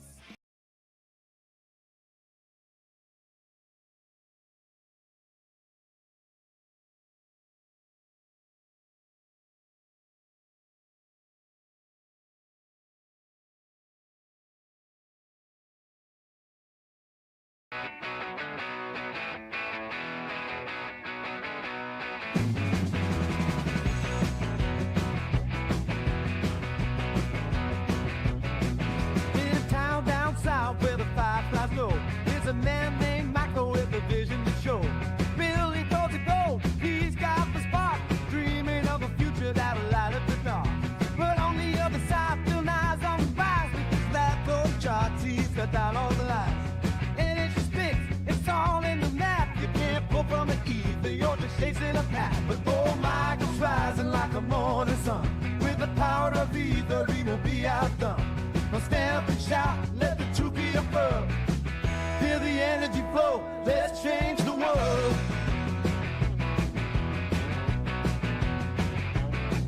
In the heart of the lab, the tension was thick. Skeptics gathered round the table ready to pick. Chose your proof and let your taste clear. And I find the stream, you're just chasing a spin. But Michael smiled wide with fire in his eyes. Just watch as I spin, let the naysayers cry. You're spinning fast in a heart full of fight. I'll show you the power that's hidden inside. Oh, Michael's rising like the morning sun. With the power of either, he will be outdone. Well, stand up and shout, let the truth be affirmed. Feel the energy flow, let's change the world.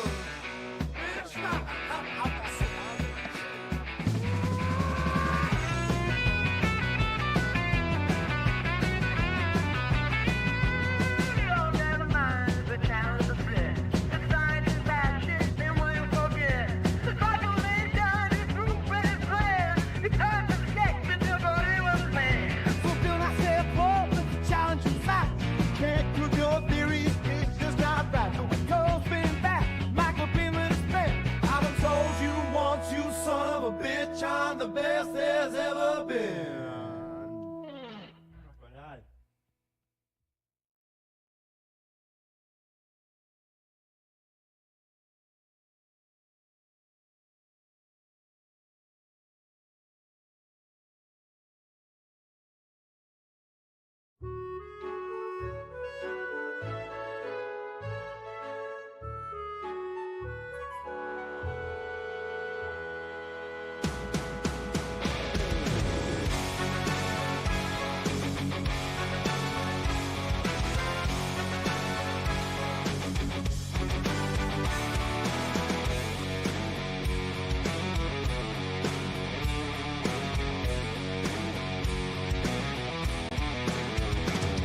And in the depths of shattered halls, I wandered all alone, casting whispers, blinding chains, demons of my own.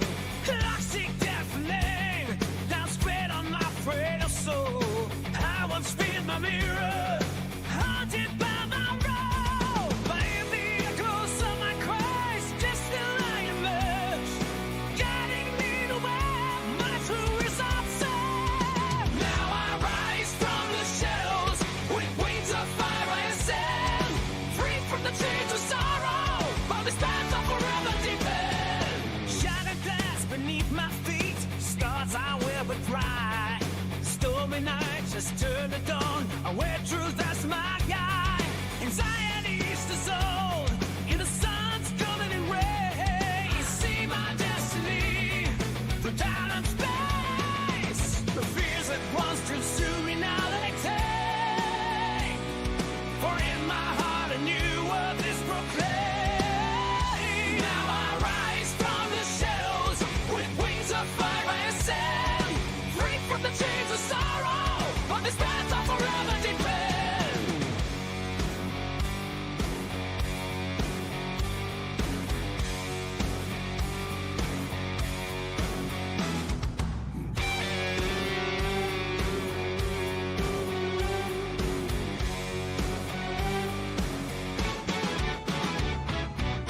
With symmetry, I found the power.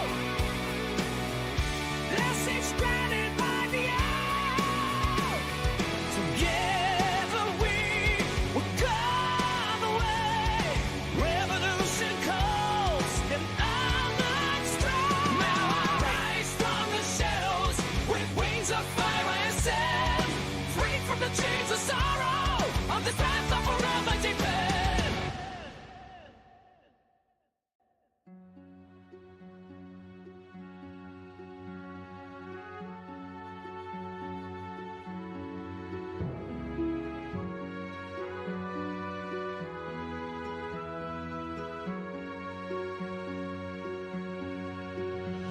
In the depths of his oppression, it's the rise of a true nation.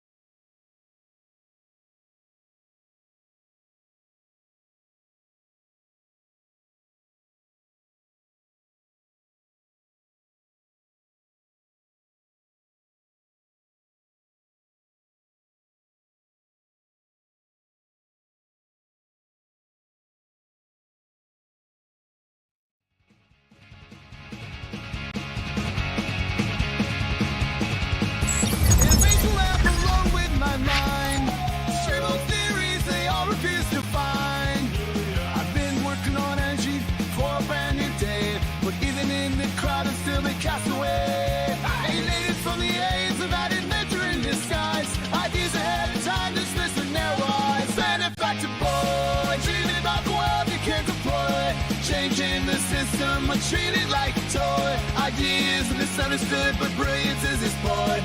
Benefactor boy, can't you hear his voice?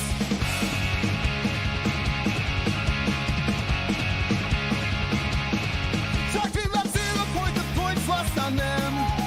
Capital structures crumbling from the same old Sam. They laugh like I'm crazy, but I see it all so clear. Exploited labor, unheard, injustice, burning ears. Fighting for a change in this wasteland of noise. But they call me foolish while I teach and boys. Benefactor boy, dreaming about the world begins to play. Changing the system, but treated like a toy. Ideas misunderstood, but brilliance is his point. Benefactor boy, can't you hear his voice?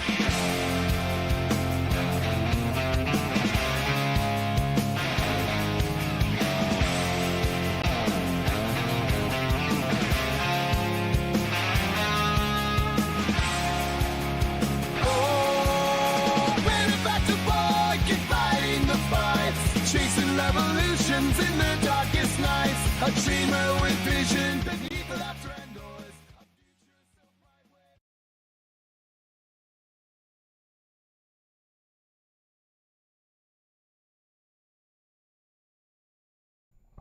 All right, welcome, and welcome back to the Benefactor's Guide to Free Energy Devices.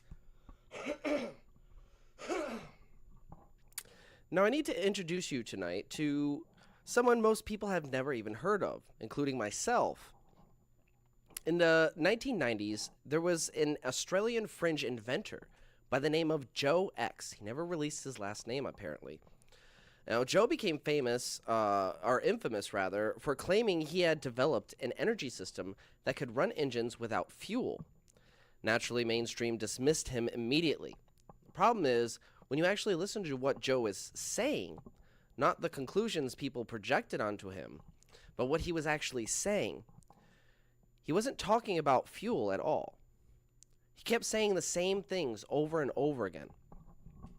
It's not petrol, it's not gas, it's frequencies. Now, at the time, that sounded insane, but today, those, through that lens of synthetic AC and our synthetic AC model, it kind of sounds oddly specific and kind of fits our model. So let's watch a little bit of the video here, because in the video, Joe describes something that should immediately raise eyebrows. He talks about engines that could continue to run after the ignition shuts off. The key is removed. The coil is supposedly dead at that point, right? The alternator is no longer driving the system, and yet the engine keeps running, sometimes, or supposedly and somehow. Now, that's incredible, right? If it's true. An engine cannot do that if it's being powered in the normal way. If the system were truly dependent on a continuous electrical source, it would die immediately. The only way this can happen is if the electromagnetic structure of the system remains active, even after the source is removed, right? So in other words, the dipole is preserved even after the source is removed.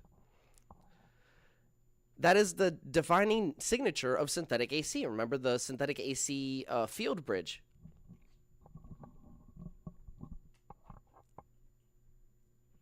So Joe constantly referenced coils, generators, starter motors, alternators, Tesla coils.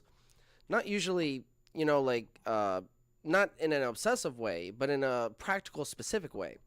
He kept pointing out that energy doesn't behave the way textbooks say it should. Right? And this is kind of like the core of our discussion tonight. It doesn't always go back through wires. It sometimes appears off axis, through the center, or at right angles.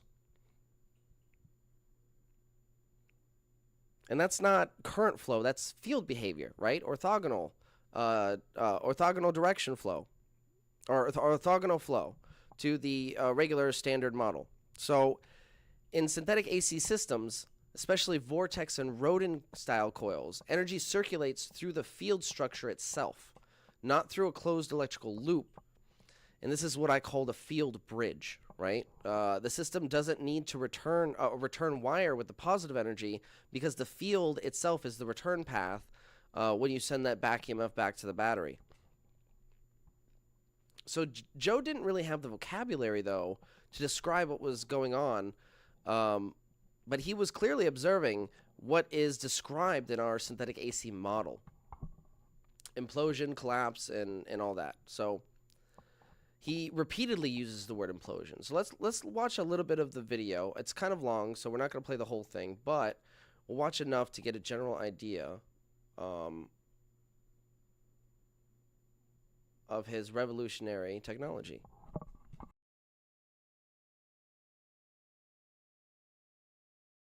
So this guy paid up his money up front and so on. You got to send your money first. Now this is nearly $500 Australian, which is American. What's that? Well, we're 75 cents in the dollar, whatever. roughly. Anyway, so he got 1 cent and it was screwed together. All this top and screwed on, and everything's jet black plastic and everything else, and so on. And it won't work, Joe. It's not blue plastic. You know, the old blue plastic bucket. And anyway, so sorry. Yeah, right. You can joke as much as you like. I try to stay serious. I joke all the time. Anyway, don't worry. So he sent the first one in, and it took him a couple of months, but finally got it there and everything else. And he put it up to his vehicle, and he's a mechanic in Lismore, does all the key cutting, got all the analysing gear and everything else. So he put it on his vehicle and went for a run to Byron Bay and back. Done all the testing and everything else, and found out it didn't do a damn thing. So he thought, bugger, I'm going to pull the piece and see what's in there. And this one here was threaded there, so he got her in and he undone her and everything else. And when he pulled her apart, he found out that on the end of it, on the end of those two fittings down into here, is 2 ordinary washers that round. Just ordinary, you know, nut bolt washers. Like, not even stainless. Well, I don't know. Probably. Well, it wouldn't be stainless if it was going to react, because well, could be. I didn't check anyway. So another fellow who been chasing him up for it too and talking to him wanted it for a diesel, so I gave him the same money, and he said, you know, he'd take the damn thing, and it leaks everywhere and so on. So the fellas in America who sold it to him called him back and said, how'd you go with that cell, and what do you reckon about it, and can we get you to fill out paper and everything else to say, you know, what you like about it and everything. He said, good stuff. This is the biggest hunk of crap out. He said, didn't do a damn thing. Come on, there's smaller hunks of crap and bigger hunks. Yeah. So within 3 days later, this one arrived. It said, free one, it's all yours. And so on like that. So I just now gave it to Peter, but he can pull it to pieces and do whatever he likes, but no good as to sell. But these things here are out there, all in somebody's name, to be sold, and so on. But and that's all it is just black. What's that? Poly. PVC. PVC. 4-inch, 100 mil. Whatever. Yep. With And end caps, 2 end caps. And the only thing you get is a few wires. Well, that's expensive, Joe. And the best thing about it, what changes it from being anything else, your brown cell or anything else, is, or hydrogen oxygen stuff, is you don't use caustic soda, you use Drano. Oh, good. So it's only NaSO4. Caustic soda. Drano.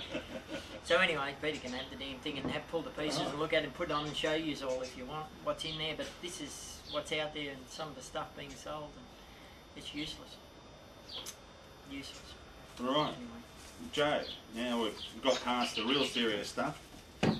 We're on our group called Yahoo Groups, Joe Cell 2 site, there's been an acknowledgement on some of the Suzuki video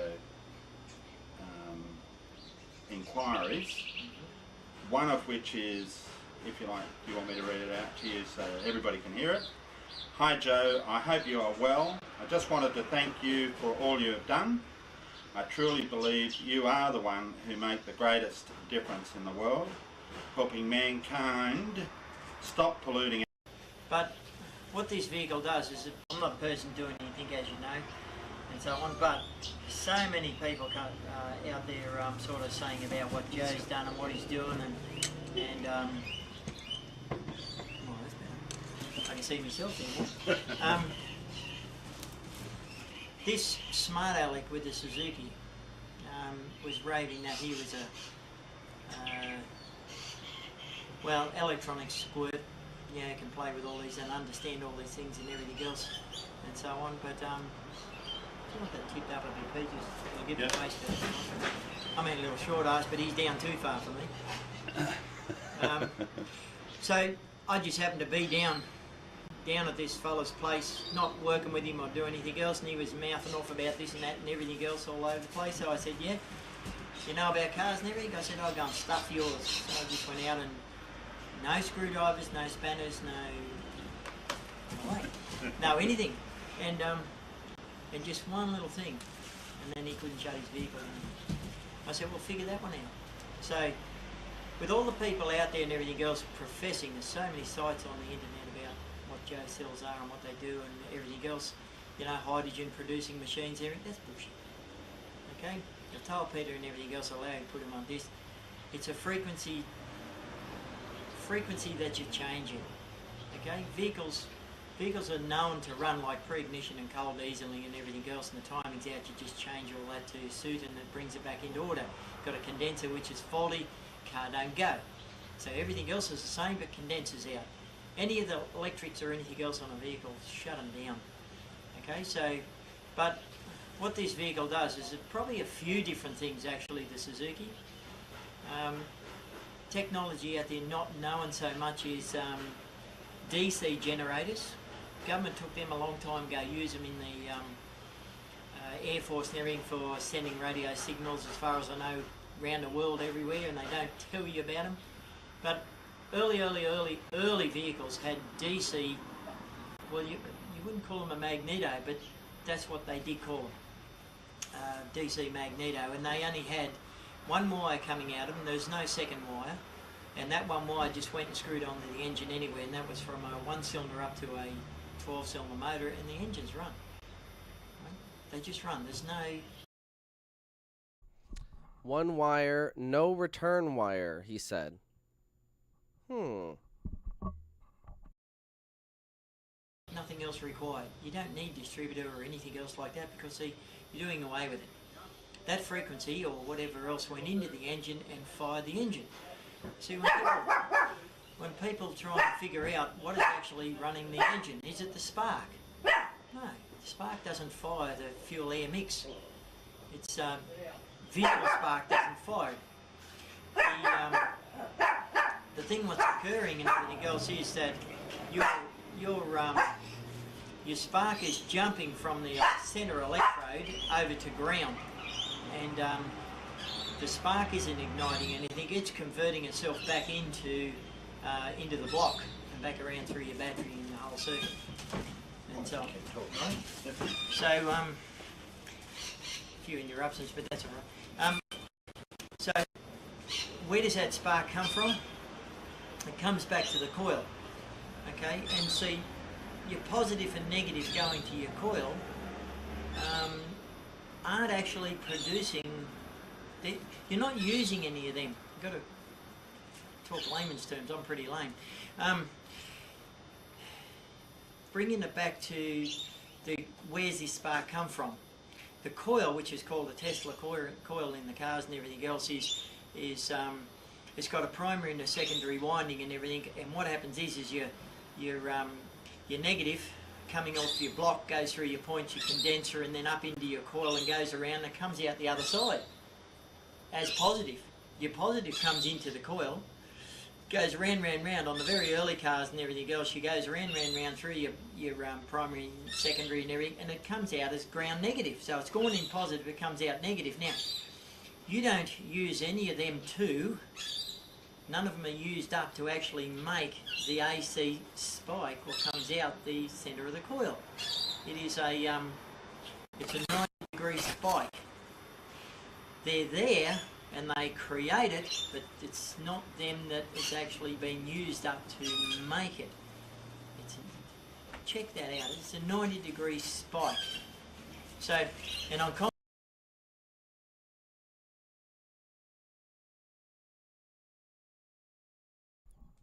So he said 90 degrees, I believe that's orthogonal.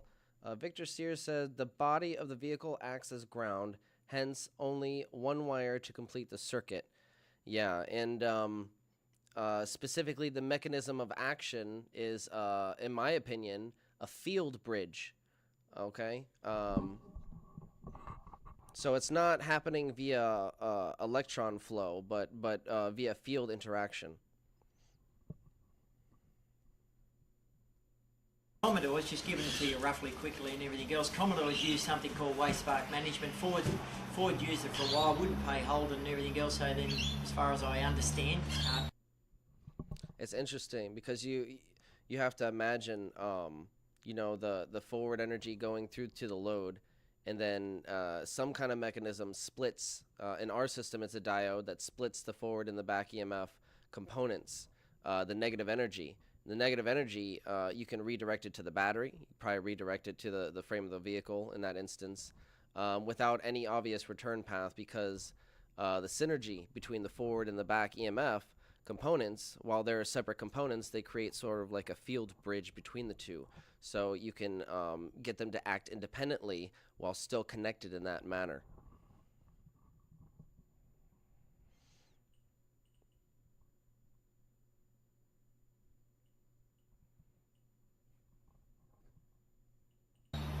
don't hold me to that one. But Ford had it on for a while and then took it off. But Commodores use it on their V6s and everything else, where they use the positive side as well and fire it. Now, just bring you up on the running of the engine. The negative is the thing which has got the points or the braking circuit in it for your compression side of your cylinder, and on the Commodores they fire at 6 degrees before top dead centre.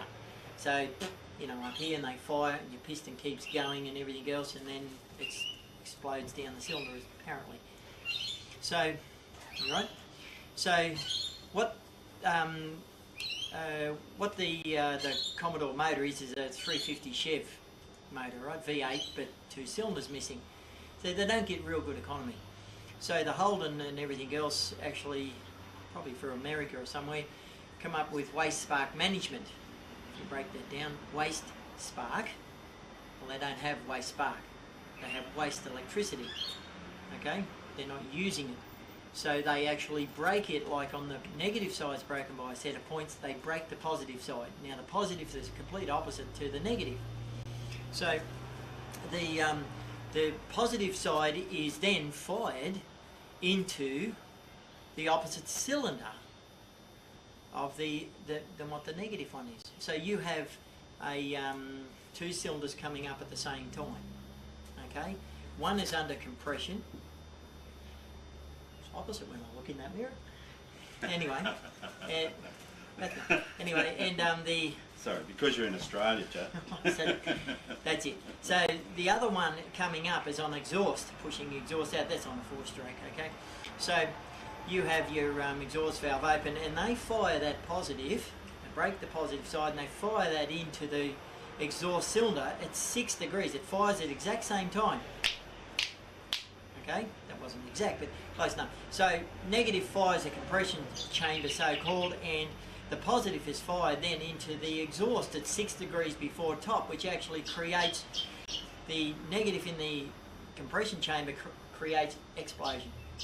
Breaks all your gases apart and gives you, you know, heat and expansion and everything else. Well, the other one actually closes down, and she pulls on the piston, the head of the piston, even with the valve open. You've got to understand that if you know about mechanics and everything else. 2-stroke shouldn't work because the exhaust is open. First, then your intake, and it's compressing with the exhaust. Your coal fuel comes in, your hot gases go out, and it's compressing with a big open hole. It shouldn't run, but it does. Anyway, so what actually happens with the Commodores is that you're getting implosion. The positive creates an implosion in the exhaust, burnt gases, and closes them down, creates a pull, gives a smoother motor, less miles per gallon that you have to put in the first part and everything else. So we take a motor which is normally around about the, who knows if it's a really good carbureted one or something, injection one, you might get 15, 18 miles per gallon out of the original V8 in a 350 Chev or something. With the V6, you would get probably 20 something, but they're getting 38 to 40 miles per gallon out of the V6s now because of waste spark. You can go to the computer, cut that wire, and you break yourself down to about 20 or so, make your motor run rougher, noisier, and you still got go, but you haven't got the go that they've got. So they actually created this implosion to fire on that side. So they're using the the positive and the negative, and they call it waste spark. Just come up to date with all that and everything else too, check it out. But and that goes into two opposite cylinders, so it double fires. Okay, so your V6 is really a V12, but firing on the compression and firing on the exhaust, and it makes a smooth motor with good economy and everything else. Okay, not many people know about that as such, but anyway. But your spark coming out of your coil is a 90-degree spike. You're not using the positive or the negative of your coil.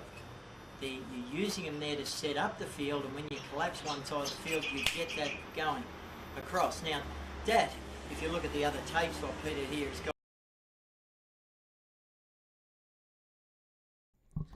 So, Society of High Sciences says, so he thinks the spark plug creates a negative implosion on the exhaust phase.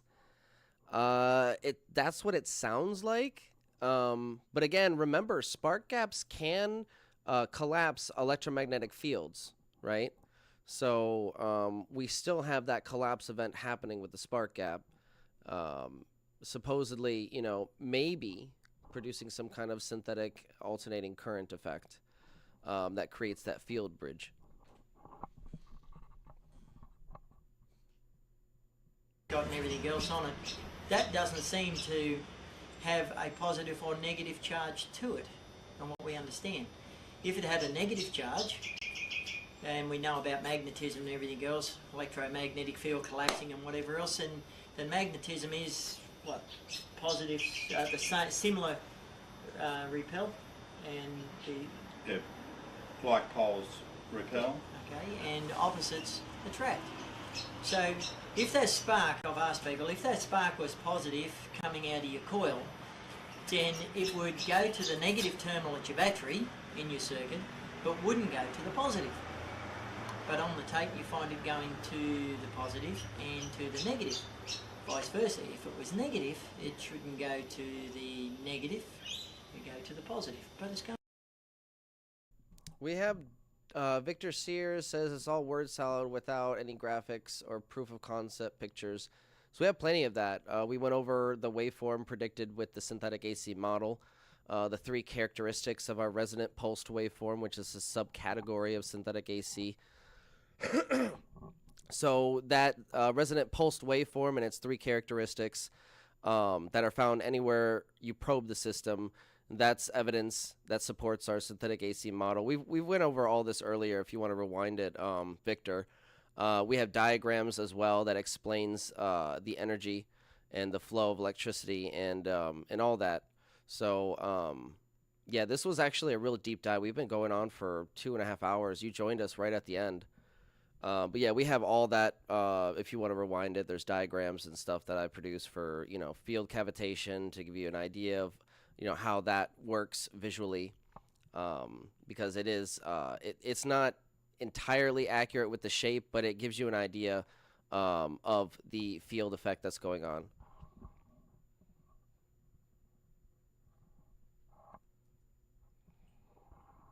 Space Case says, hi, I just showed up. What's going on, Space Case? Yeah, you caught us at the end of the show here. We're in our final stretch, going over some of Joe's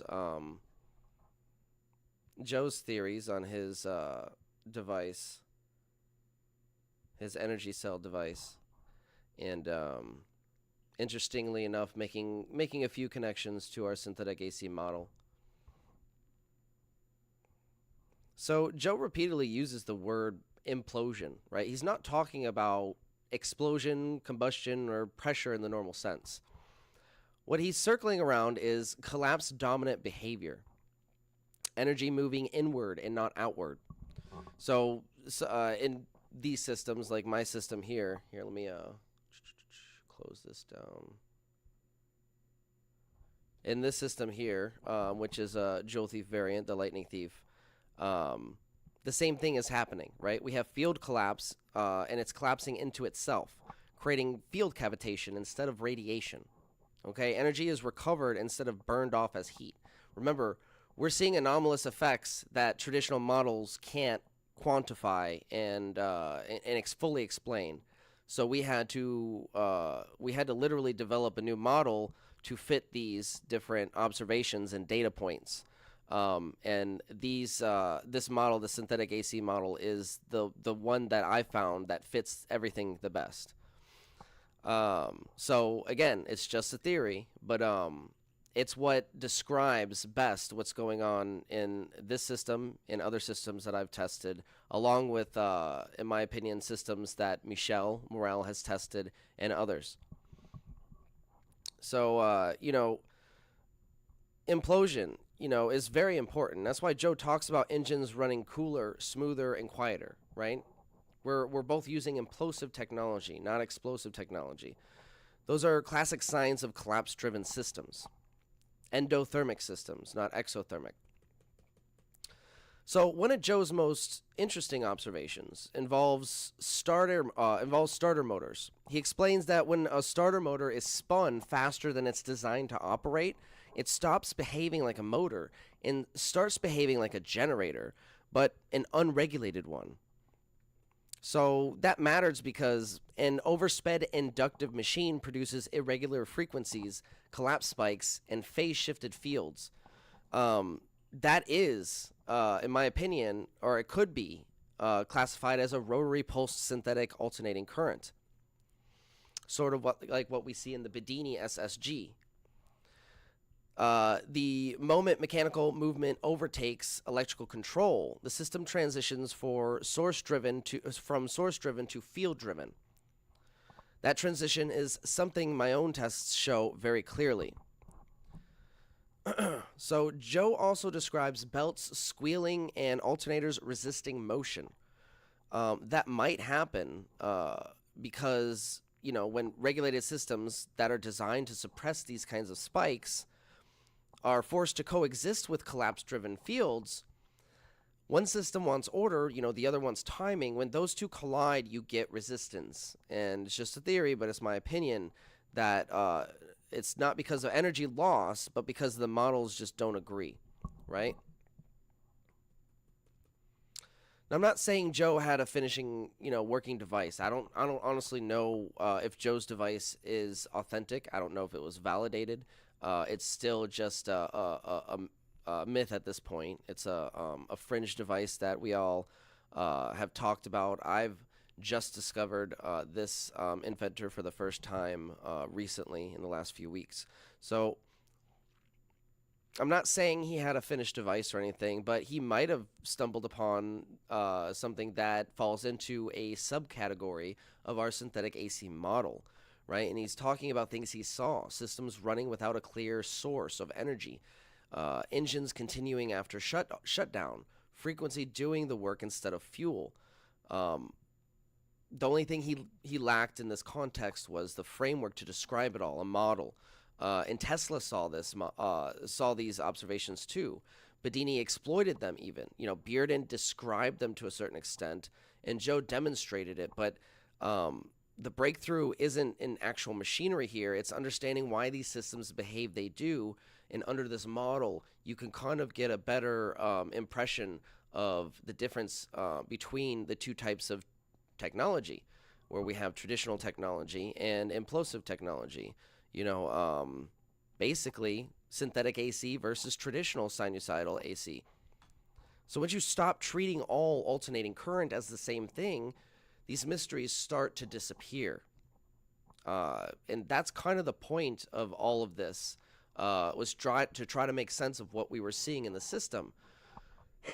We were seeing a lot of energy coming out of the coil, specifically voltage. But when we looked closer, it wasn't positive voltage. It was all negative voltage. So this is, the coil right off the bat isn't acting as a standard transformer. And a lot of people have been saying, oh, it acts like a transformer with just a 1-to-1 coil of ratio of coils, which already is unusual. You're not supposed to be able to do that to begin with a 1-to-1 ratio of coil. But people just label it as a transformer, but no, it's more specifically a flyback or kickback transformer, a flyback converter. It's stepping up the back EMF voltage due to the geometry. And the theory, I guess, behind it is it reduces or eliminates resistance at an atomic level for the energy. It produces that resonant cavity. So the point here is, most systems that use AC, whether it's these systems or traditional systems, are all lumped into the same category, but they operate off of quite different means. And when you start treating these anomalies as functions and connecting the dots here, it starts to make sense. And before we close up here, I might just bring up the diagram one more time since we have Victor in the chat asking for it.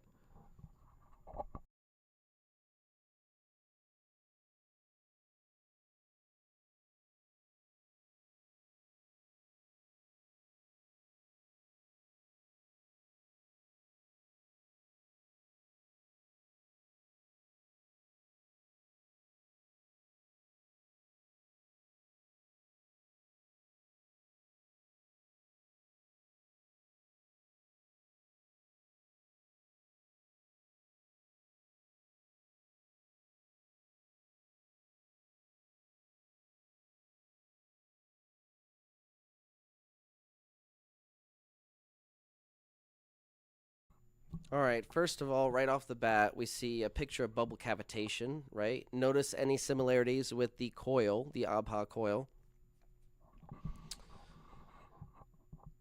Moving on to synthetic AC. Let me zoom out just a little bit on this so you guys can get a bigger picture of it. Oh, will it not let me? Oh, I gotta adjust the window here.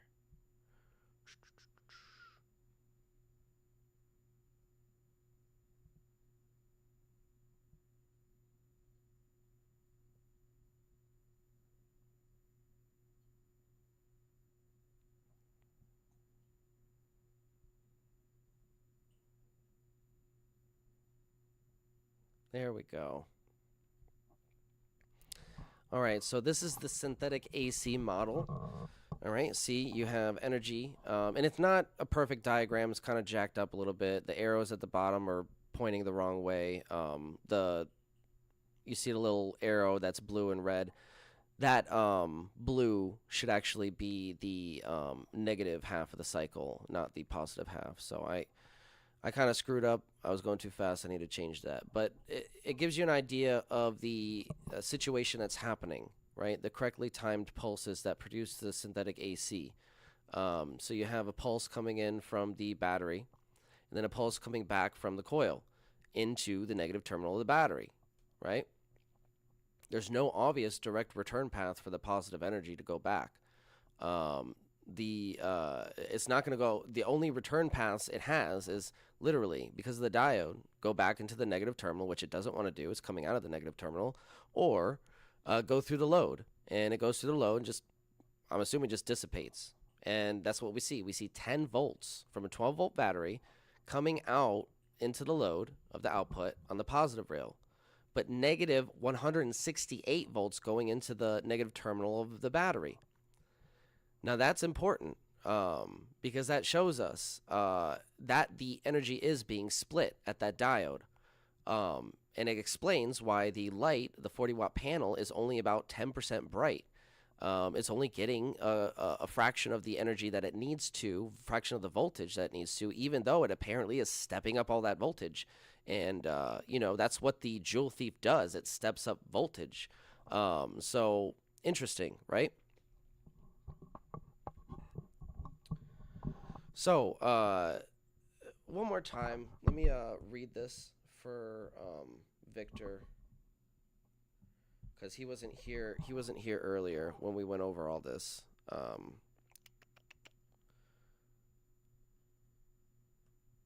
So the caption at the bottom, and you can see the bottom waveform.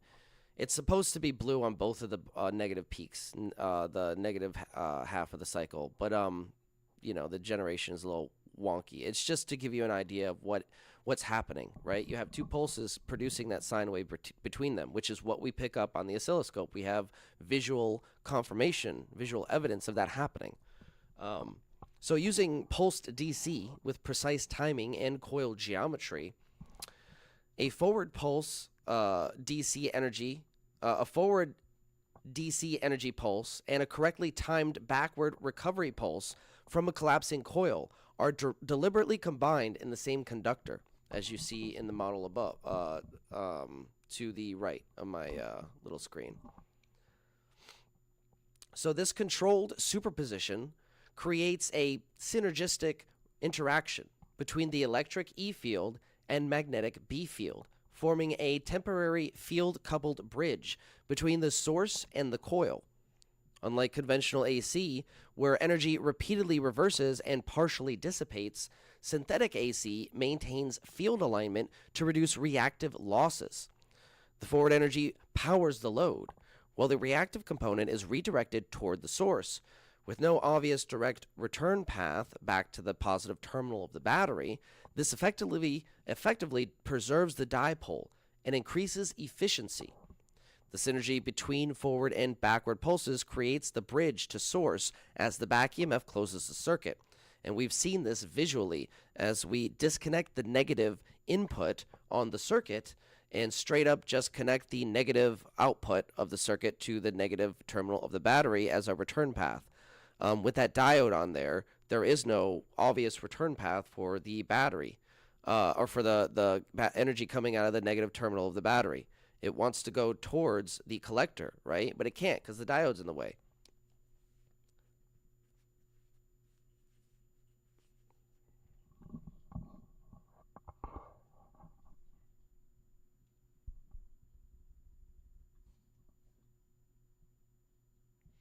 Now moving on to field cavitation theory, which is the second part of this model.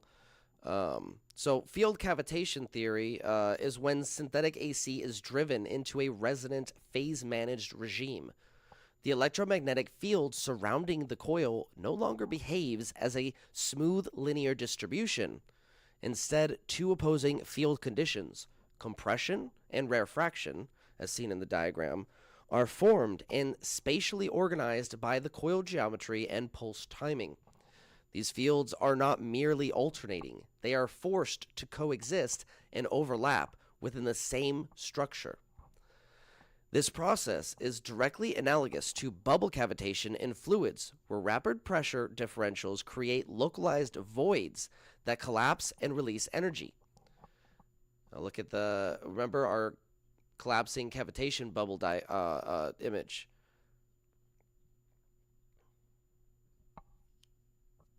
In the electromagnetic case, regarding bubble cavitation, opposing field pressures converge at the equatorial plane of the toroidal coil. Rather than canceling, they produce a localized null region where field density rapidly collapses. This collapse forms a temporary low field cavity referred to here as field cavitation. You see the 0 point in the center.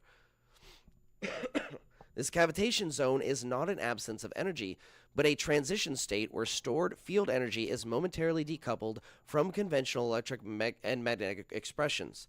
Now, this is supported, by the way, by the fact that we pick up, and Daniel Nunes has picked up in some of his experiments, a one pole on one side of the coil and a void, he described it, where there's just nothing. There's no field picked up on the other side.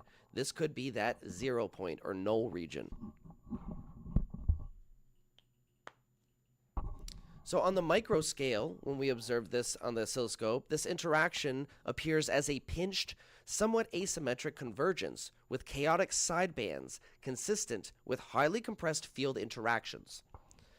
It is my hypothesis that at this scale, the conditions may support the formation of microscopic ball lightning structures, more commonly referred to as plasmoids, which could account for some of the anomalous energy behaviors observed in the system. On a macro scale, the apparent chaos resolves into a highly stable and coherent smooth sine wave. The cavitation zone acts as a dynamic regulator, repeatedly compressing, releasing, and reordering energy as the system transitions between field states. This allows extreme local nonlinearity to coexist with globally clean and predictable output behavior. Field cavitation provides a working framework for understanding how energy can be efficiently reorganized rather than dissipated. While the presence of plasmoids remains a working hypothesis, the model is compatible with Malcolm Bendel's plasmoid unification framework, particularly in its treatment of structured field collapse, localized energy density, and self-organized electromagnetic phenomena.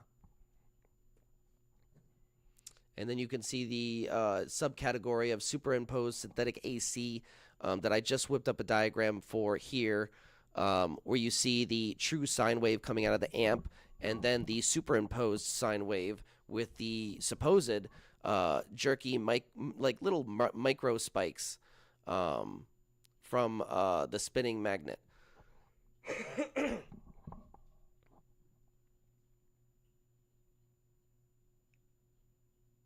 Now, these spikes might actually play out to be somewhat like looking like the nested harmonics in our synthetic AC, our resonant pulsed waveform, but they might look completely different. Maybe we don't find them at all, you know? So, again, this is just a working theory. We're going to test it at some point this coming week. Because, again, you know, we've tried all the tests. We got the battery voltage to go up with spinning the sphere under load, which just shouldn't happen. But it works under this model.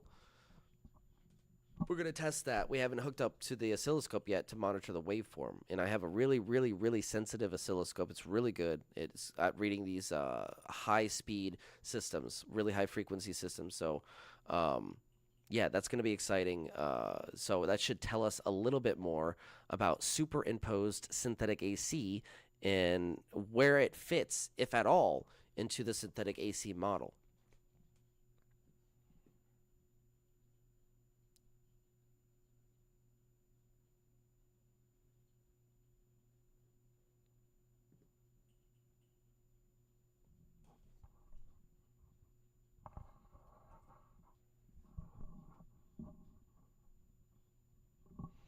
Victor Sears says, I feel constructive/destructive interference would be an issue with DC timing.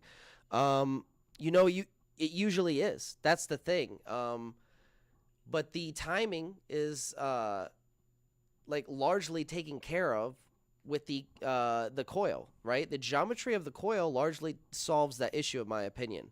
It produces this really easy to achieve resonant state. Like the coil, it's almost like it's working with you instead of against you. You know how you have to really finely tune a system to get a high Q factor. In this case, it kind of just works with you and settles on a high Q factor by default in a lot of cases.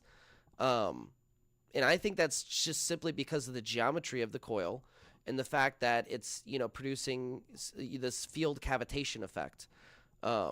It's just simply the right geometry for the torsion physics to occur. And, you know, as we know, there are a couple of areas that are promising, even to the mainstream, for tapping zero-point energy, supposedly. In the theoretical realms, it's plasma physics and torsion physics. So that's, you know, that's very exciting to see that we actually have a testable model. Again, it's just a theory. It fits the observations and the data so far, but it's just a theory. But it's a theory that we can test, and we can say, hey, this works or this doesn't. We need to change this part of the model. This was misinterpreted, or this needs to be altered, or maybe the model collapses entirely when we view something specific. You know, but at this point, all of the data and all the observations, including from other researchers, not just my own, kind of, in my opinion, fit in this synthetic AC model. So, in summary, yeah, the resonance is largely, you know, taken care of by the coil. You know, it does produce like this cavity that just makes it easier to achieve resonance.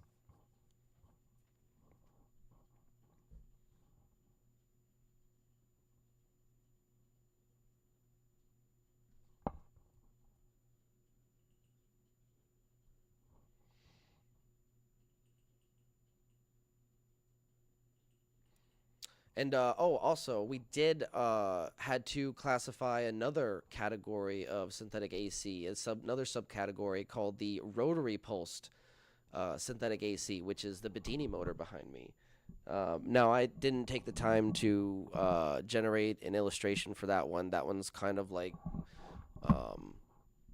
I don't know. It's kind of like self-explanatory in my opinion, because the Bedini SSG, if you think about it, acts kind of like a hybrid between the Joule Thief circuit we have here, the variant, the Lightning Thief circuit, and this superimposed synthetic AC, right? That's driven by a magnetic rotary. So it's kind of like this rotary pulsed synthetic AC classification is kind of like a hybrid between the resonant pulsed waveform and the superimposed synthetic waveform, if that makes any sense. I hope everybody's following along quite nicely tonight. Everybody having a good night? I know I'm having a good night. I need to get some more coffee. I don't know. That's all I have prepared, but I feel like I want to go further, and maybe show some more videos of the anomalous effects of the coil that kind of connect these dots. You know, like the magnetic monopole. You know, that's a feature of the system, in my opinion, demonstrating field cavitation. Right, you're squishing two fields on top of each other in a way that you're basically eliminating one pole and just creating a big monopole. No, it's not like a natural monopole. It's what I call a pseudo monopole, but still, it's a monopole that you won't find in any other system. Maybe a Bedini system. I think Bedini had a monopole motor, if I'm not mistaken. But that was even that you couldn't really demonstrate, right? With this one, you can actually put like a meter up, a digital pole reader, magnetic pole detector, and see the magnetic monopole. And maybe I'll pull that video up for you guys in 1 second. Well, we might go to a quick break so I can cue that up for you. Yeah, because that magnetic monopole in the void data, it supports the synthetic AC and field cavitation model. It supports it quite nicely, so it all fits together. Again, you know, it kind of explains, you know, these disparate fringe fields from Tesla to Bedini to Bearden, which is amazing that we actually have a testable framework that is simplified in that way. That, you know, you don't have to be an electrical engineer necessarily to understand these concepts.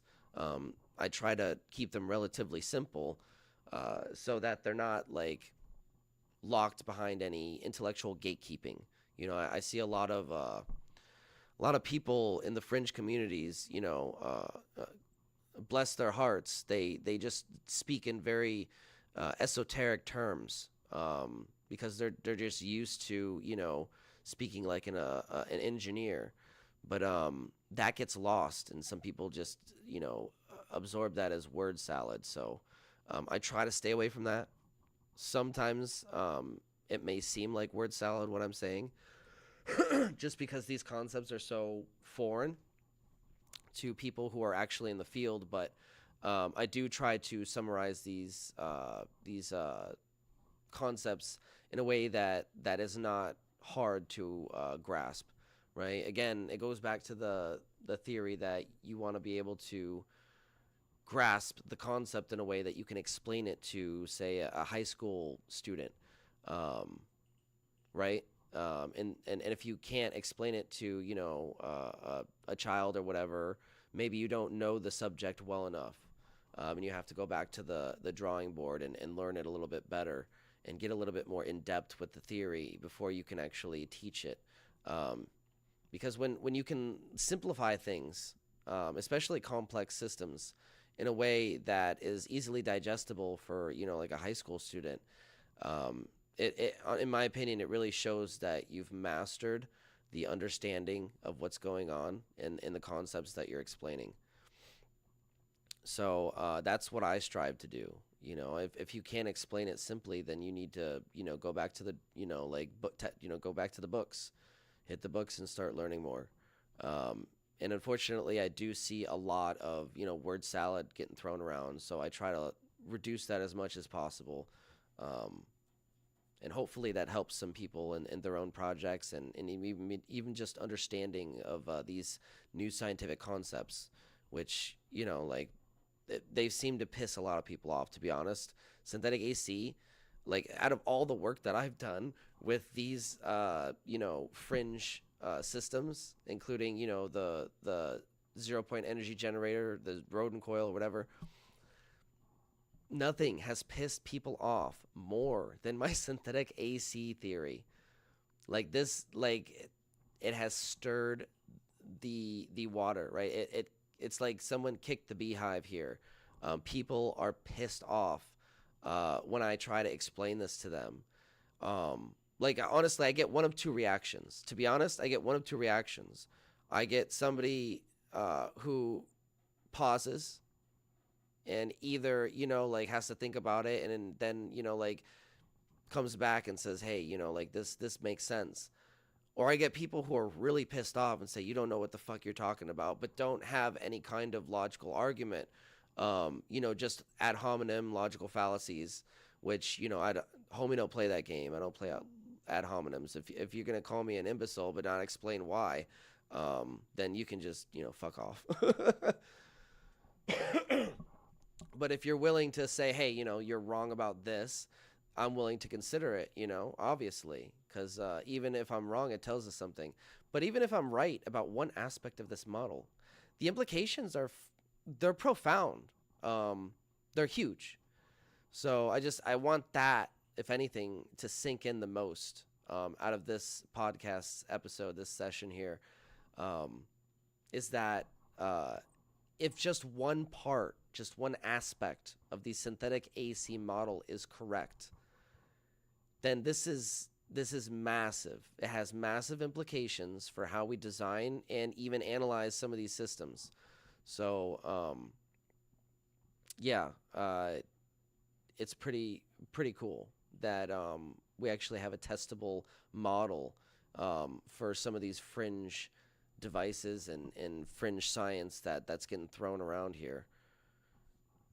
Yeah, let's go to a quick break. We're going to go to a quick break, and then when I come back, I'm going to queue up some videos that we have that kind of support the synthetic AC theory and field cavitation theory. So don't go anywhere. Sit right there. I didn't have anything else planned, honestly, but I just want to keep on going. I really want to emphasize the importance of this, that, you know, just if one aspect of it is proven true, it really shows something significant, specifically something that's hidden in plain sight that basically nobody else saw, simply because, in my opinion, it's not because they were stupid, but their cup was already full. The water was already there. They already had assumptions. They already had assumptions based on preconceived notions and models that were eliminating a very important factor, which is the aether, the luminiferous aether. So with that, we're going to be right back. Hit that like button and sit right there. Don't go anywhere. We'll be right back on Beneficence TV. But they awakened our spirit. Gravity is not the only thing they control. I'm done running. Time to hunt.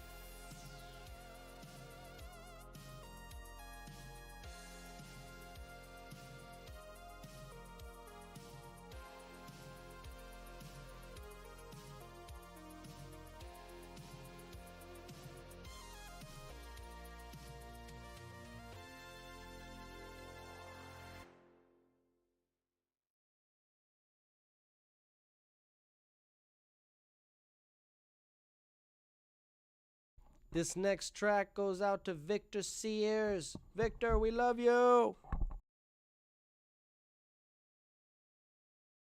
Victor's minor galaxy.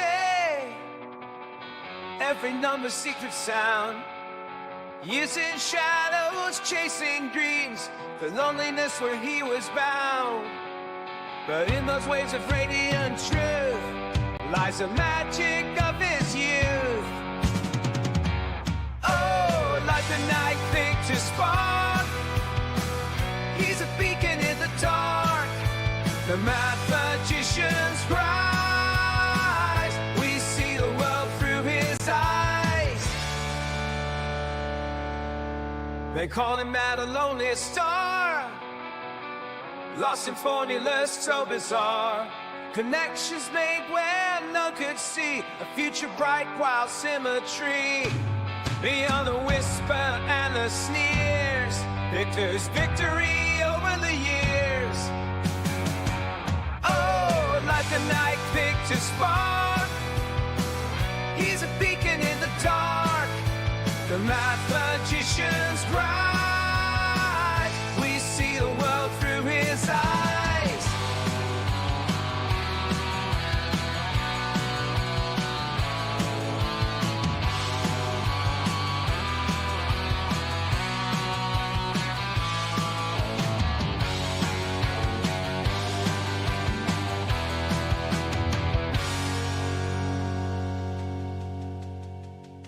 Among the thinkers, there's a place for dreams of courage and embrace.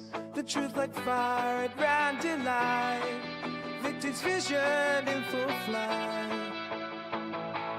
Oh, like the night Victor spark. He's a beacon in the dark. The mad magician's rise. We see the world through his eyes.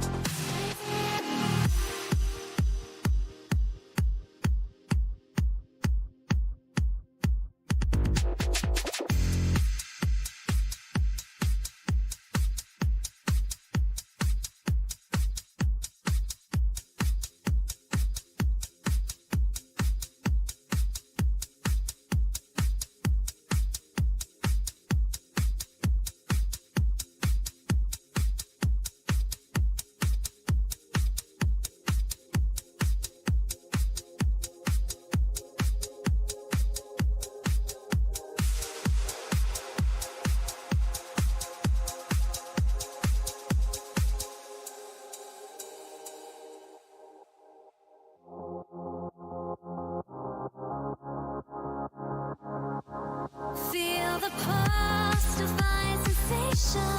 Everyone needs just a little foundation. Feel the pulse, divine sensation. Everyone needs just a little salvation.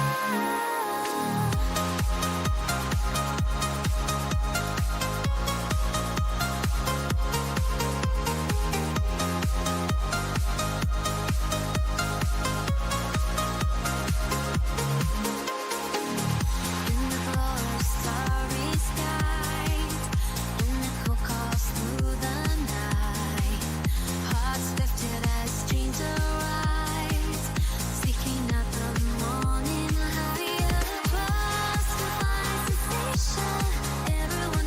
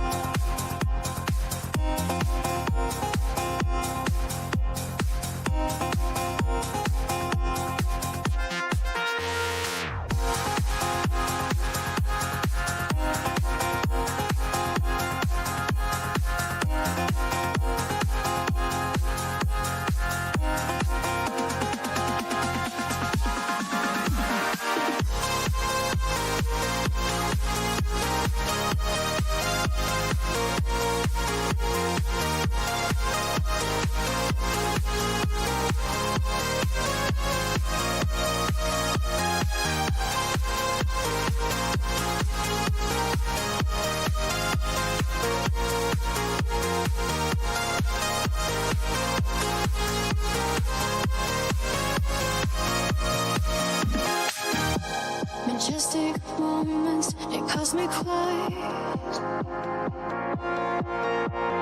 Holding on to the stars of starlight. There's a light within the dark waves, guided by echoes of ancient ways. Unified our reflection. With every there's a connection. Feel the pulse, divine sensation. Everyone feels the goodness of invitation.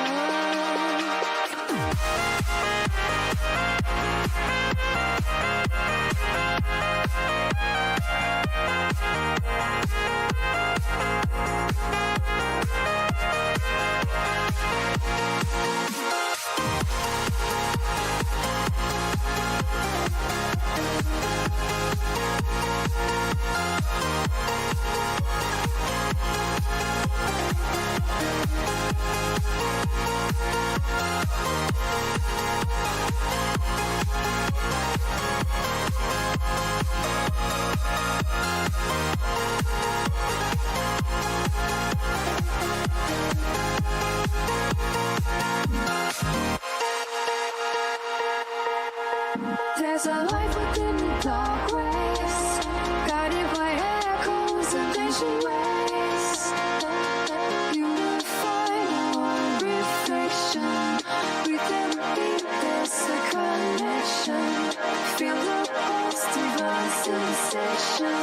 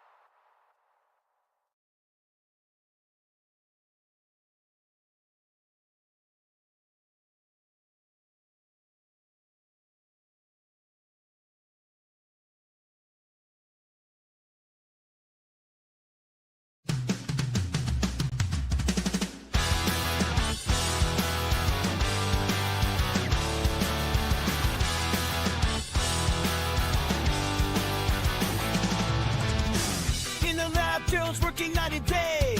Mystic gadgets in magnetic ballet. Circles of power aligning destiny's way. Running those rings that defy gravity. Critics working out, they don't bother heat. In this domain, guilt sets the world free. Lord of the Rings, pretty strong.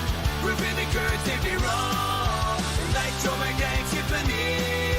Terror only crafts destiny.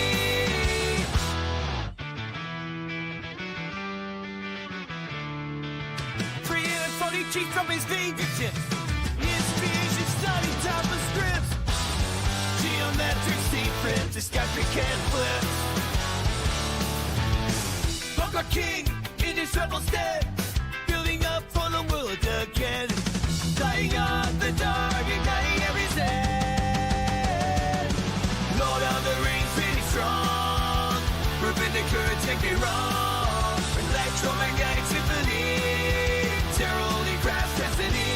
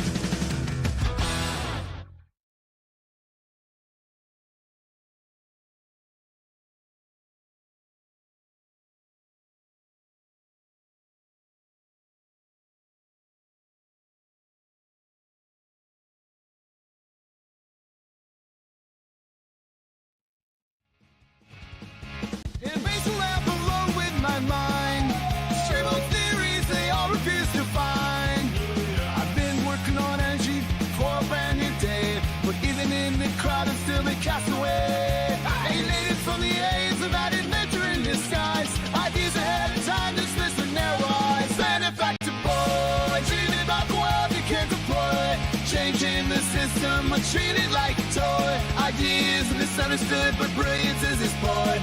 Benefactor boy, can't you hear his voice?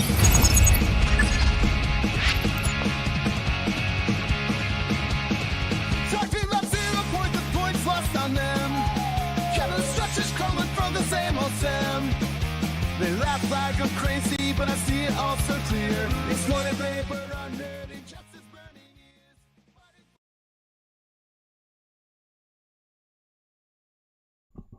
All right. Welcome, and welcome back to the Benefactor's Guide to Free Energy Devices. We're talking about the synthetic AC model, and we're going to go into a couple of videos that support the model, and also a recap. So let's bring this up. So specifically, I want to go over again this video, and then we're going to go over the monopole video that I recorded a while ago. So here we have the Lightning Thief, the Jewel Thief variant, and we have the 3 defining characteristics of our resonant pulsed waveform. On the micro scale, we see this 0 point convergence type event. Apparently, it might be the field interactions, or the 2 fields interacting. We have on the regular scale this weird nested harmonic. Look at these. There's secondary, tertiary, and maybe even a 4th one here.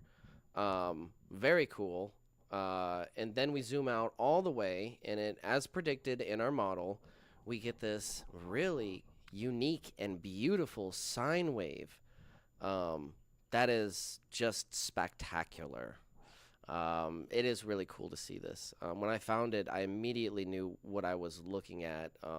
After thinking about it for a minute, I was like, oh my God, this is evidence. This is supporting evidence for the synthetic AC model, which is really exciting. We actually have some visual confirmation of what's going on in the system regarding this model, and it is a testable model. So you can apply it to your own circuits and own designs now. It's not a fully fleshed out model. There's a lot of aspects of it that I still have questions. There's a lot of aspects of the model that are not clearly defined yet, or maybe have been misunderstood.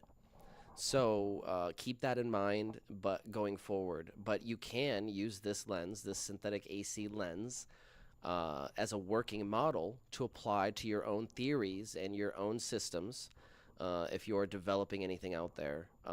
Yeah, I mean, if it works, please, let me know.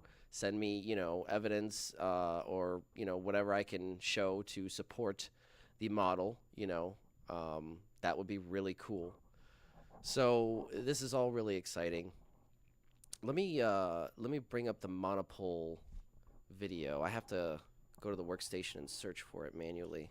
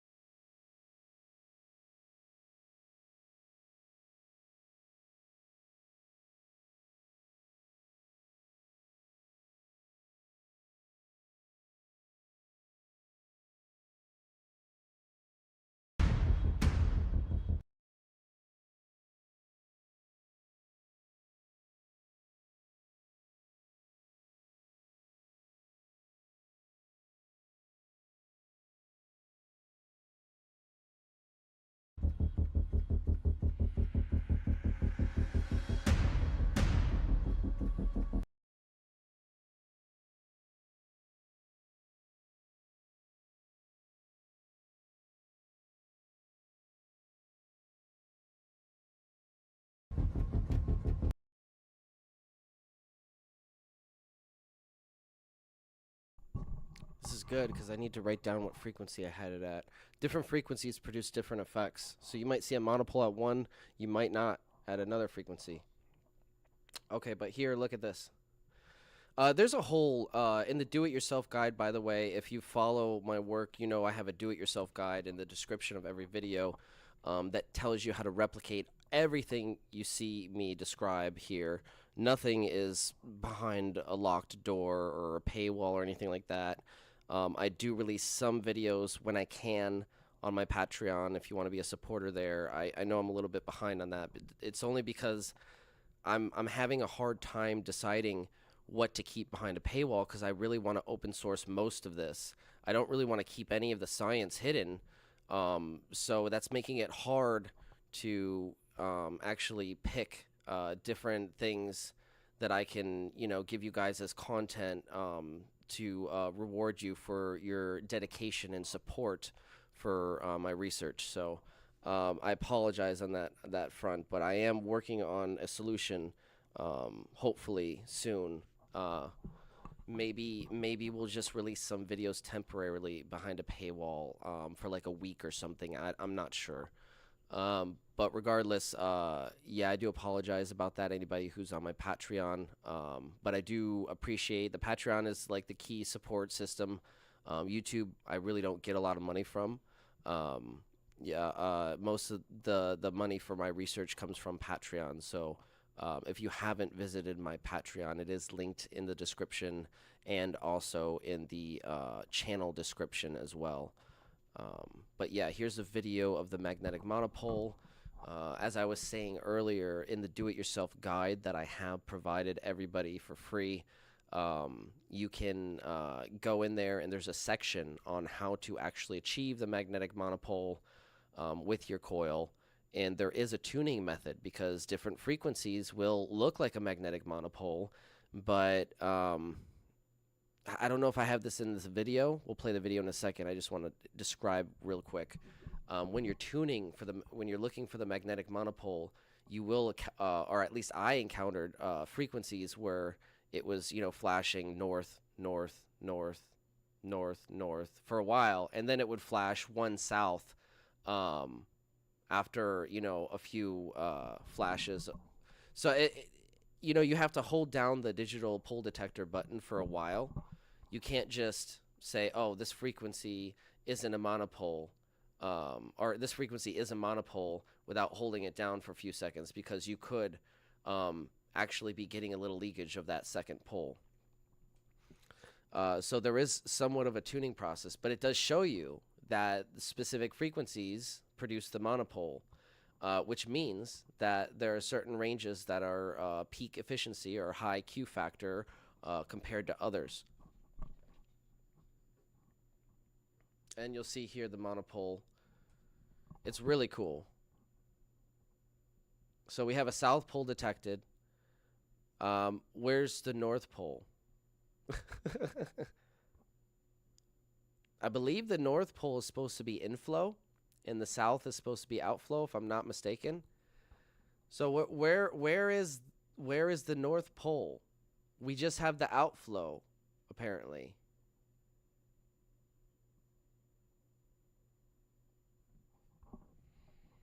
And it doesn't show it in the video. I apologize. I'll probably upload another one that's better at some point, but I did hold it down a lot longer than the video shows. So just to confirm, I did sit there for a minute and hold it down. It is a monopole.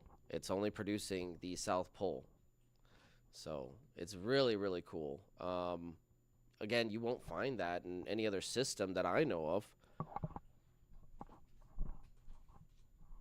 But it makes sense when you think about field cavitation theory and how, it works analogous to bubble cavitation.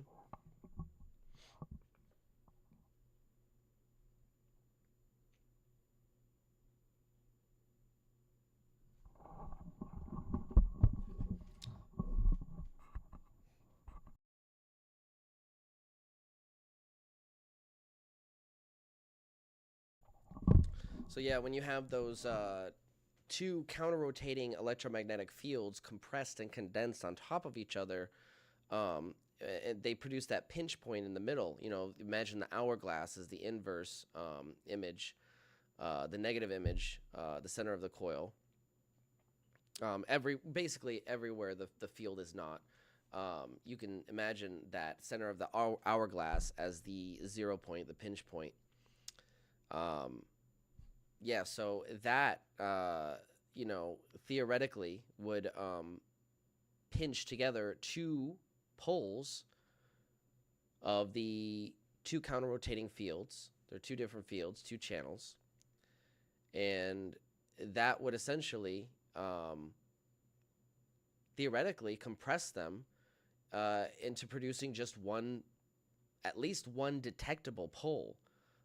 Maybe it's there somewhere with really sensitive equipment and it's not fully tuned for field cavitation or whatever, but it's my theory that it's there, and the field cavitation is there, and the magnetic monopole is, or you're not going to detect that second pole, at least when the monopole is showing. Yeah, because if field cavitation theory holds up, there would be a null area, like a void. So, I mean, that fits with other observations from Daniel Nunez. You know, he picked up the monopole on one side and then a void on the other. So, I didn't actually test it in that video, but I did test it and get a void on one of my experiments. So we'll have to make another video and go through all that. But I just want to take a step back and consolidate what actually matters from what we discussed today, everything. Because the danger here is thinking about specific, thinking about a specific coil or a specific circuit, right? It's not. We're radically changing the way we think about electricity and how energy interacts with itself and interacts with different aspects of itself. So the real takeaway is that energy systems do not behave according to labels. They behave according to structure, timing, and geometry. And what we have been taught to think in terms of AC and DC as complete categories, which is simply, in my opinion, not the case. When in reality, we see that they are just surface level descriptions of how energy appears at the terminals of your source. So what actually governs behavior is what the fields are doing in space and time. Synthetic AC exists precisely because systems can simulate alternating behavior without true polarity reversal. And that distinction matters, right? Polarity reversal consumes energy because it actively dismantles and rebuilds the dipole every cycle. It's not the only way to destroy the dipole, but is one of the most destructive and brute force ways to destroy the dipole. Synthetic AC, when done correctly, preserves the dipole and works with collapse and recovery instead of fighting it. So that single difference explains why some systems scale cleanly, while others self-destruct or plateau.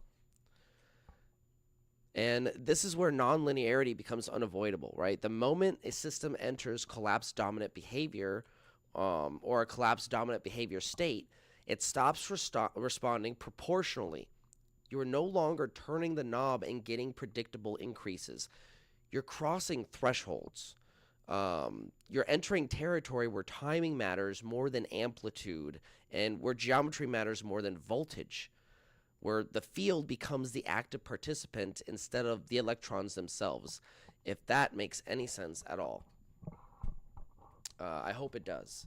Now, field cavitation fits naturally into this picture. When opposing or counter-rotating field components are forced into the same spatial region, especially in properly shaped coils like the ABHA coil, where it's basically mimicking the bubble cavitation geometry. The result is not cancellation, it's compression and rarefaction. The compression creates localized regions where the rules change, where ionization can occur at very low energy inputs, you know, where recovery pulses become stronger than expected, and where the system begins sourcing parts of its behavior from its own field structure rather than the supply. Now, whether one calls that cavitation, implosion, or simply field collapse is less important than recognizing the pattern and making these distinctions. Right? The field is doing the work. So this all reframes why so many historical experiments appear inconsistent or not reproducible. Without the correct geometry, the effects are too small to survive the losses, right? The helically wound coil or inductance optimized coil, the very phenomena we're studying are masked by their resistive and thermal overheads. It's not a failure, it's just a misclassification, right? You're not transferring that energy in the same way. So Tesla understood impulse, right? But he didn't formalize a synthetic AC model or a framework to describe everything and differentiate it. Bedini understood collapse, but emphasized rotation.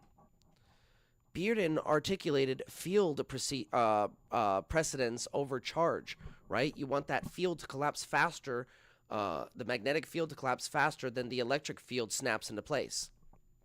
So none of them completed the classification simply because the language didn't exist, right? What we're doing now is not inventing something new. We're just sorting the behavior into the correct bin, right? So they can be tested, compared, and improved without confusion. And so you have a working model to go into to maybe test your own theories and test the model. Synthetic AC model, in its simplest terms, can be described like this. So imagine electricity is not little dots running through a wire. Like, throw away the particle vision. But envision invisible stretchy rubber bands in space called fields, right? So when you look up a battery, or when you hook up a battery or power supply, you stretch those rubber bands between two sides.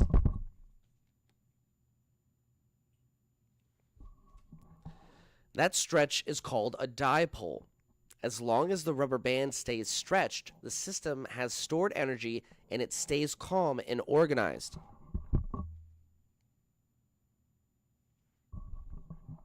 Now, there are different ways to use that stretch. There are different ways to use that built-up potential energy. Now, regular AC electricity, the kind from your wall socket, works by yanking the rubber band back and forth. You can imagine it like this.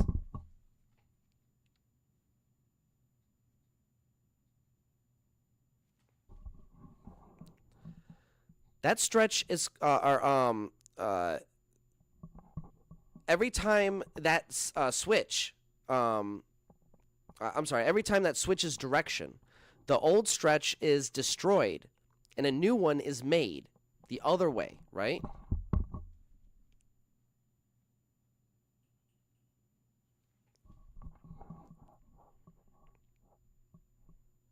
That takes effort and makes heat to do that kind of work. It works, but it's rough and wasteful, very wasteful. Now I'm going to show you how synthetic AC works. Now synthetic AC works differently. Instead, you're flipping the rubber band around, like you're flicking it. That tap lets it snap back on its own with a wave. You take that energy and you snap. You use the snap as the return. Not from breaking the stretch. That means the rubber band stays stretched longer, right? This is called dipole preservation, right? There are a few ways that you can do this with a rubber band. You can imagine it not snapping at all and just flicking the rubber band. Or you can imagine it snapping on one end and then the wave coming back.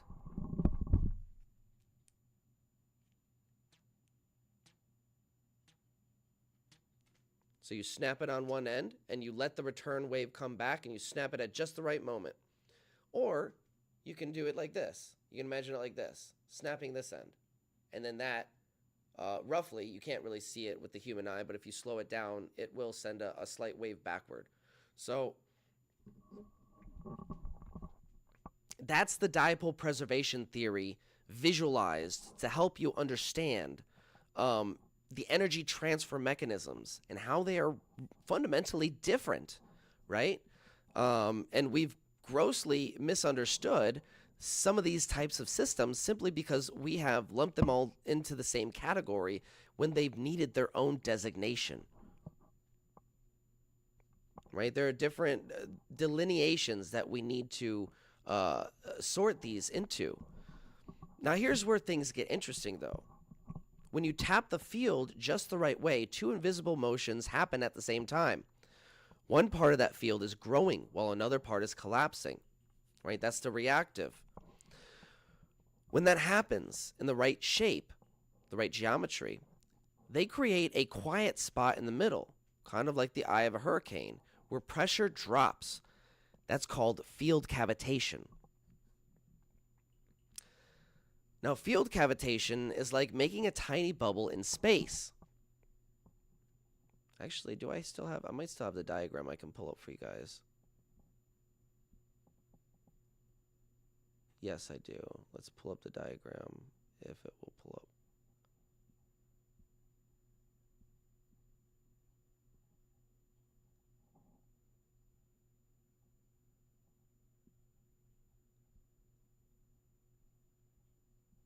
There we go. Okay, so field cavitation is like making a tiny bubble in space.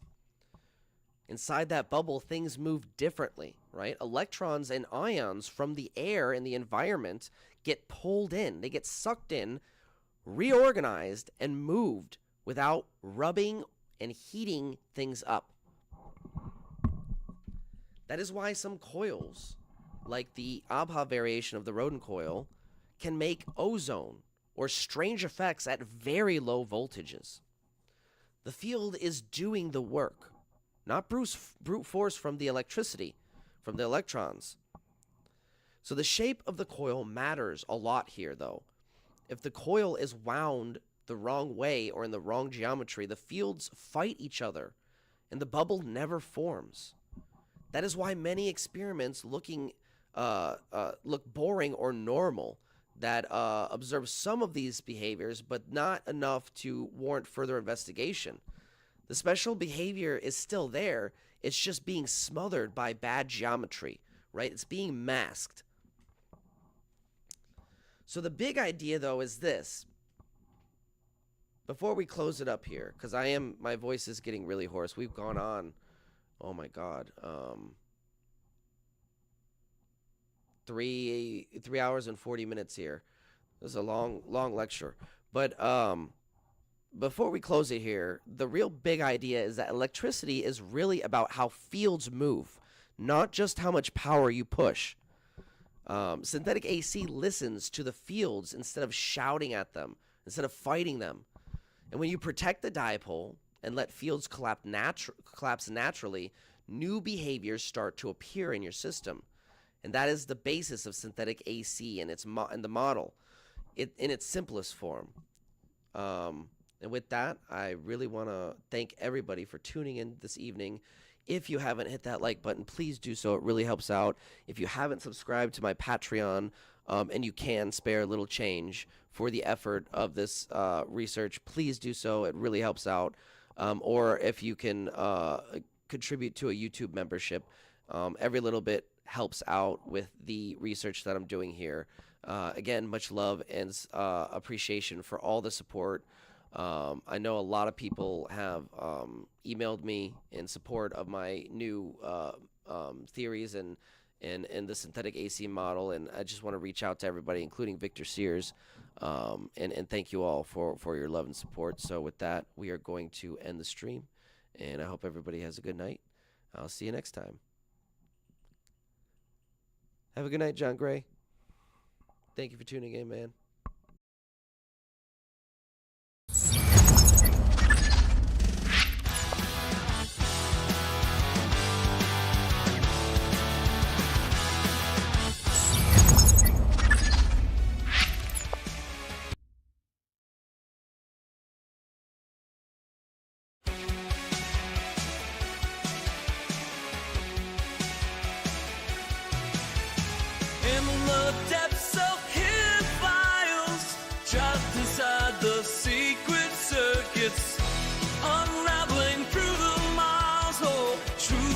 Masked by golden curtains. You didn't know we're shattering the silence. Feel the power. Revelations on the rise.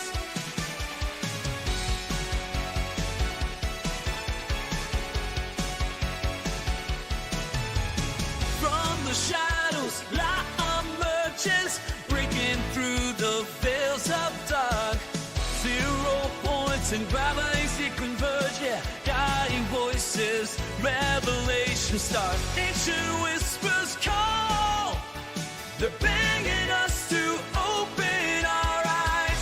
We stand tall, defying all their lies. Even in now, we're shattering the silence. Feel the power, revelations on the rise.